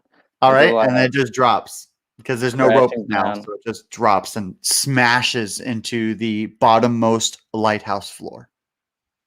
Yep. And then I go to the door and meet back up with Hector and them. And I'm just like, all right, let's What ended up being inside? dead necro wizard. Hopefully, hopefully he's dead. Hopefully he stays that way. Okay, so he says, "Well, did you find any means of getting rid of this horrible fog?" Nope. Had a little Nope. run-in with a spirit, you could say, and wasn't very nice. Didn't Okay, like, so you hear some shouting as down from the boat, several crew members are slaughtered by 3 mercury figures. We gotta go. Let's keep it moving. Let's keep going. Do this. Hector stares from the ledge as he starts to cry as his boat ignites under fire, in flames. To the fire and the flames. Hey, Hector, man. This would have never happened if you weren't just so obsessed with bringing this Zenith guy back, man. It's all your fault. It's all your fault. I had nothing to do with these Mercury people. I swear, man. This is all you. Hector says anything for Lord Zenith, and like it is his will. And he tells the rest of the crewmates, he's all like, I think that we have to go into the lighthouse. Let's do this. And he has the men smash the door open and has them walk down the staircase. And as he enters in, you're the last person outside. And he looks at you and he's like, are you coming? I'm like, yeah, let's do this. Let's go. All right. So you guys enter, you make it all the way down to the base floor. They're all astonished at some of the damage you've already dealt. And the gigantic crushed crate with a fleshy figure chained inside of it. Man, this is exactly what I did want to happen. Oh, this is terrible. All right, everyone spread out and look around. How I do we went turn through this all of that fog off? effort to reset the planet, and you're just like, it's fine. We're gonna fuck it up again. So the cage is effectively destroyed, and he's just bound by some shackles, just some, and he's got some meaty texture on his bones. All right, everyone, hurry up and how do Someone I turn off this discovers a hidden hexagonal door. fog? Find a means to open it. Okay. Like, we look around, search around how to open this thing. Hector walks over and he opens up his chest and he's got some cables. And he pulls out some cables and he inserts it into the wall. And they start to like vibrate the wall. And in doing so, the vibrations move the door open. Go through. Go inside. Check it Okay. out. Everyone rushes inside. And Hector says, I have to stay here vibrating the door to keep it open. All right.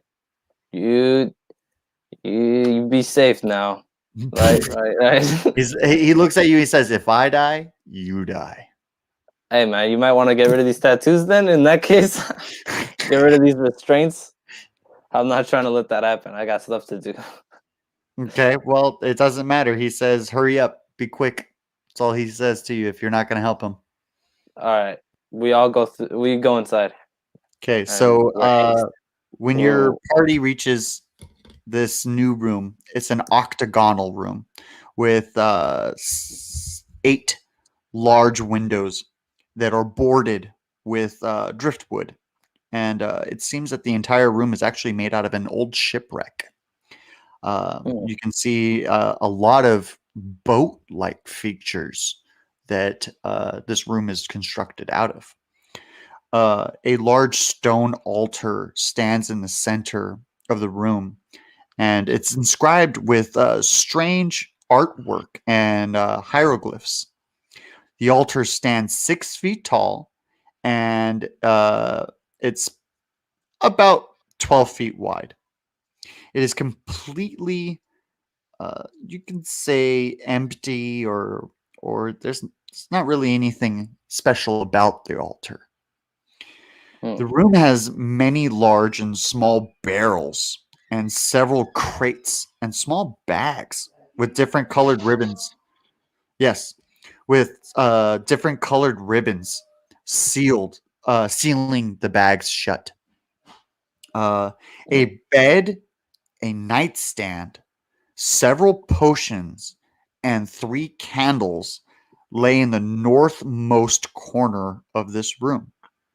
One single candle lays lit and is lit with a green flame. Let's see here. Well, I tell the whole crew to go around and look through these barrels, investigate these bags with different ribbons on them, and I head to the northmost place where this one green candle is. Okay, so are you going to roll an investigation check? Yeah, definitely. Trying to see what's happening over here.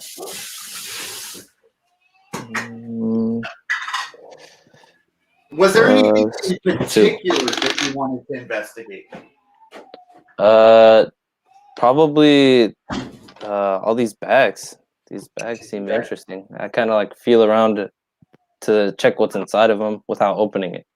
The bags are filled with various different textures. So one's like a sand texture, one's like a silt texture, one's a rocky texture, and those are the 3 different colored bags. Or the bags are the same color, they're tan, but they have different colored ribbons sealing them shut. Gotcha. I got a 16 plus 2 on my investigation. Okay. And I'm gonna investigate this bed area with this one green candle. Investigate this. Okay. So the bed seems very the bed seems very ornate in nature. But upon closer look, you can see that it's just completely covered in dust. Like no one slept in it in like literally 1,000 years. Interesting. All right. I rally the crew, tell them all to bring the bags forward, and just gonna open all three of them and see what they do, see what it does, what happens.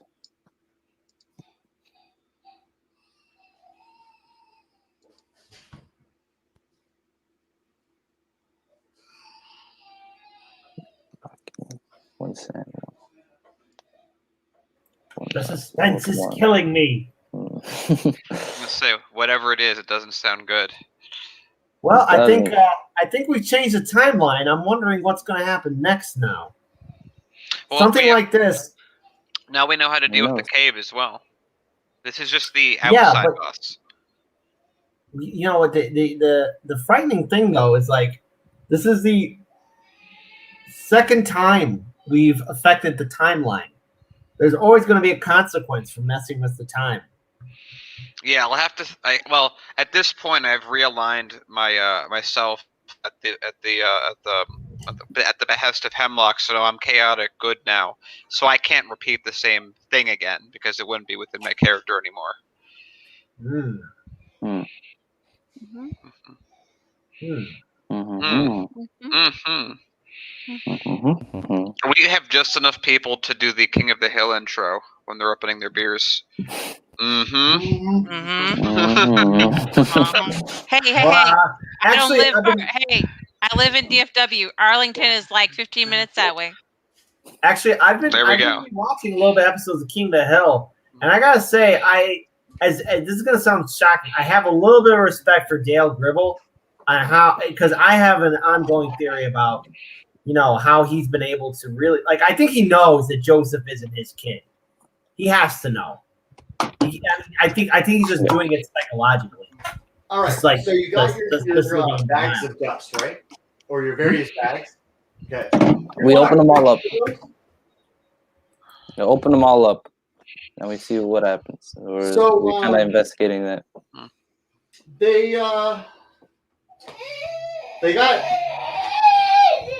They got some different. Let me see here. Okay, so the different bags are kind of all opaque in color. They're kind of yellow, but mostly white. Yeah, I know. You can't really distinguish what they do or what they're used for at this point in time. Oh.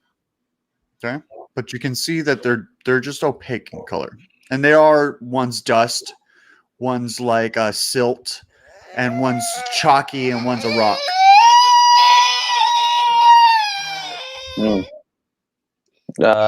Kind of just open them all up and pour them out into the altar. Well, on the altar at least. And see, just rustle around through these rocks, this silk and this sand. And the whole crew's gather around this 6 foot, 12 foot long altar. And kind of just seeing if there's anything special about this sand, this silk, these rocks. Giving offerings to the altar. I mean, You don't know what it is. So that's smart. the only thing. That's the only thing that I can think of to do with these. I mean, other than the green candle. Or nothing- leave them alone. Oh, I mean, I kind of can't just leave them here. You gotta do something. Something's gotta happen. Hopefully nothing bad, but probably bad. We're gonna take those you're risks. gonna do it. We're gonna take those risks. You never know. You never know. Fucking it up for the rest of us. My bad, guys. My bad. Oh, being a father is crazy. Okay, so Pour out all the contents of the bag onto the altar. That's what I've just done. Okay, so if you pour the dust on top of the altar, which dust do you choose to pour first? The silk one. Roll a 1d6. I mean a 1d8, I'm sorry, 1d8. 5. Okay. It is petrifying dust. Cool. I kind of scoop it back up and back into the bag Okay. and put it on my hip. Keep it there. What color is it? What color was the ribbon? This one was green. Okay. And then we pour out the rocky one. I pour out the rocky one. Okay. Chalky Roll a one. 1d8. 2. It ignites with a blue flame. Yes. I kind of pick it up and put it back into the bag. Can't. Oh, I can't. No. Well, it stays ignited. Now we got this. And the fog outside is lifted and it evaporates. And the blue flame gives you an inspiration point and 500 experience points. Hey-o. You see, it wasn't bad. Come on. It wasn't terrible. And the third bag? And then the third bag is the sandy one. Okay. And I kind of, pour it a little bit. Okay. Not the whole thing. When you pour it in, it's not enough. You have to pour more. Well, then I pour a little bit some more. Okay. Not enough. Keep going. Half a bag. You're at a half a bag and it's still not enough. All right. I keep pouring the rest. Okay. You're at 75% and it starts to look like it's working. What exactly is working? You're at 90% and it seems to be almost about to activate. And I just sprinkle the rest, the remaining percent. At 100%, a green portal opens at the end of the room and a figure emerges out of it. And the green portal closes behind him. The figure is encased in a swirling... The figure is encased in a swirling green flame, almost like a vortex. And it takes one step forward towards you. And it's a skeleton wearing a purple robe with a golden crown. The bones are cracking and crackling from the flames. And you can hear his bones creaking against the floor. It's just unbearable to listen to because it's just bones scratching against stone. Wisdom save throw of 18 or higher. Yeesh. Okay. +2. 17. +2. You suffer fear. You have fear now. The creature's eyes ignite with green flame and lifts up one of its hands and points at you and holds out a scroll with the other as its mouth slowly lowers and its jaw lets out a faint whisper, then into a loud scream. The party is ambushed and every single member starts getting slaughtered by a mysterious specter. Are you happy That's now? not good. Are you happy now? Nothing bad has happened. Well, the room next to you starts to shake as the door opens and the necro wizard emerges, fully healed, covered in chains and shackles, and begins to battle with the other wizard. Once the battle is ensued, you enter free mode. You see, they just have some beef, they're fighting. I'm just back here, looking for a way out, looking at the windows that are boarded up, and I send my stand to try and pry open one of these windows. Your stand is attacked by the other stand, and they become in a deadlock battle. And the two wizards are in a deadlock battle, and Hector runs up beside you, and he says, "We need to get out of here. We need to get out of here fast. Remove these tattoos, and I'll make it happen." He's all like, "That's not going to happen." Well, then I guess good luck for you then. And I kind of grab him and throw him over with the wizards. So because he's a robot, he makes it, Like he just lives, I guess. Like, just throw him out of the window. To break it open, yeah. Or threw him in. Do a strength check if you're gonna pick him up. Do you know how much he weighs? Man, I'm built different, man. Watch I'm this. built Watch this. different. +3 on the strength. Watch this. Oh, watch this. Watch this. Easy clap. 19. What did I say? +3. All right, so you pick him up. So you throw him through the wood window. You're down. So when you throw him through the window, he lands in the nearby shoreline. Okay. And I jump up or jump down into where the windowsill, and I kind of look back at the necromancer and the other wizard fighting, and I'm just like, wonder what all that's about. None of my business anymore, right? And I take my stand away, and we jump down. All right. When you jump down, Hector's looking over at his boat, and it's just on fire, and he says, I don't know how we're going to keep going on from here. And do an investigation check. All right. Investigation check. +2. 14 +2. You notice that the structure that you just jumped out of is actually a boat. No wonder it had so many boat-like features. And if that's a boat, then there must be a steering wheel, right? Hector, bro, you're an expert on boats, man. Take a look at this. He says that he looks over and he's all like, that's a boat. It's a pretty big boat. He's all like, how the hell did they get it? It's like upright to make a structure. So he doesn't know how. So if it's like this, and then the steering wheel is usually in the back, that means it's all the way down. Probably. Well, I mean, there's a new boat if we can see what's happening. And I kind of set my stand up to peek in through the window and see if the wizards are still fighting. The wizards are now in a super heated battle where they're resurrecting the dead crew members to attack each other. One's resurrecting and the other one's resurrecting as well. They're both necromancers. Sheesh. I was just like, yeah, and I relay the information back to Hector, and I'm like, yeah, they're going ham in there. But I could probably make the boat fall down into the water. A large explosion happens, and the boat frees itself from the mountainside ever so slightly. See, there you go. Look at that. That's on me. I did that. You see? And then I kind of look at the boat, and I send my stand to start throwing rocks that were covering the boat to free it more. Excellent. So fully fall down.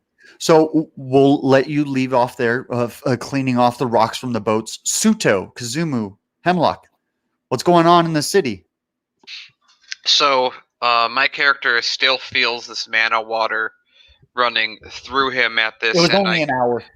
For only an hour. I go and touch the boss, which is filled with just electricity after electricity after electricity. I would like to roll to see if my character can permanently use electrical attacks twice as often in a day. No, not yet. At level 5, I would say yes. You want to walk across the puddle that's currently being electrified to do that? No, very, very no, you have to be level walking. 5 to do that, Kazumu. Level 5 or higher. Okay, fair enough. Okay, so I look at everyone and say, okay, we took out this boss, but he is not the final boss we need to deal with. This was just the result of a lot of zombies coming out of that cave over there, and I point towards the cave, the mine, I should say. We need to go in there and finish the job. Okay. So, we need to fly there. But before we do, I look around the destroyed part of the town, and I find some lard, like a pound of lard, and I would like to pick that up. Okay. Okay. Pound of lard. All right. Well, we get on the cloud and we fly back to the base, I guess. To the tower. Yeah. All right. So let's fly back there. Is that where you're going? We're gonna be going to the mine now. Oh wait, don't we need the rest of the team with us? Okay, does somebody want to put these electrical cables back where they belong? Yeah, we gotta Yeah, do that. the town no longer has electricity. Yeah, I think we need to reorganize because I think we're gonna need Julius for the next session. We need that's fine, but we need to move very fast. We can't really waste time. We don't know what the person we actually have to fight is doing now that his creation is destroyed. Fortunately, game time stops when we aren't playing games. So, I actually have somewhere I have to be today. Okay. Oh, for sure. Okay. We only I'm have gonna 10 have more minutes. So did you guys kind of want to do something in those last 10 minutes that you guys If we got? have 10 minutes, let's just fix the cable and we can call. Yeah, session. let's Yeah, fix the that'll be cable. good. Let's fix the cable. I want to say I need to speak to the doctor. I want to make sure I have a little closing. A nice little closing with the doctor. Okay, so you have closure. You have closure with the doctor. Kazumu, you are going with Hemlock to repair the cables, and then kind of do that. And your next mission is to go towards the mine next session. Perfect. Okay, so we'll just continue with Aaron then. So what? So when the bosses are battling and your stand is setting it free, what's going on from there? What's going on from there is the boat is slowly being set free, and it's slowly falling down onto the beach and halfway into the water. And I just go at Hector and I was like, man, this is all your fault, man. This is your fault. I didn't do anything. This is all you. And your stupid bring back Zenith, dude, which I can't have happen because you just no. Can't let you do that, man. And He's like, it's gonna happen whether or not you like it, or it's gonna happen. You got to realize that this is our whole mission. This is why you're aboard the crew. man, I never wanted to be aboard this crew. He's all like, again, this what do is you you. mean? He's like, you've been chosen by Zenith himself. He flows through your very veins. What the was that? Bruh, don't tell me that was the black stuff that I drank. Well, that's oh damn it! God damn it! All right. He's all like, you yourself is a Horcrux. You yourself is a part of the recipe that's needed. Stupid freaking lightning mark, man. Dumb as hell. All right. Well, then, if we're gonna go through with this, then I suppose we'll have to go all the way. I suppose we're gonna have to bring this guy back, and I guess that's just what we're gonna have to do. But can you please take these tats off? Come on, you have my word. I'll help you out, man. Just stop restraining me. I promise. You're mudded. He looks over and he's all like, I'm gonna need to take you under a tight watch. You're the last crew member. All the other crew members are dead. So Thanks to you. I need you. And he looks over, he's like, hurry up with this boat thing so we can set sail. All right then. And my stand just rips open half of the mountain and just starts throwing rocks, heaving rocks everywhere, flowing past into the water, and then the boat finally, bang, lands into the water. Okay, and when it's freed, you can see that the internal structure of the mountain is actually where the actual battle's being ensued. So now that the boat is freed from the mountainside, it's missing some like sails and a means of propulsion. But you feel that if you put your arms at the back of the boat and start flapping your wings as hard as you can, perhaps you can propel the boat. Or I can also just, let's try to do that. I'll put my hands up and I'll flap towards and try to push this boat into the water, like fully get it going. You get it all the way into the ocean, and it holds water. It doesn't sink. Nice, perfect. See, Hector, I got you a better boat, man. Like, ta-da! Ta-da! At the cost of your crew, you got this big ass boat. Okay. So what do you guys do with it? Like, it's still not able to move. So what was your idea on proportion? Oh, I get my stand to go to the back of the boat and just push it along and just push it where we need to go, which is to meet up with this Prince Turon fella. So he looks at you and he says, "Now that the fog is freed, I think that the best way is to go." He says, "Hold on." It says right here. While you were gone, I went fishing, and he lifts several large sacks of like live fish out of the kind of like nearby barrel, and he says they look a lot like these, but bigger. And he looks at you, and he says, "Let's pray that the rain is on our side and the sea is not too harsh. Long journey ahead of us.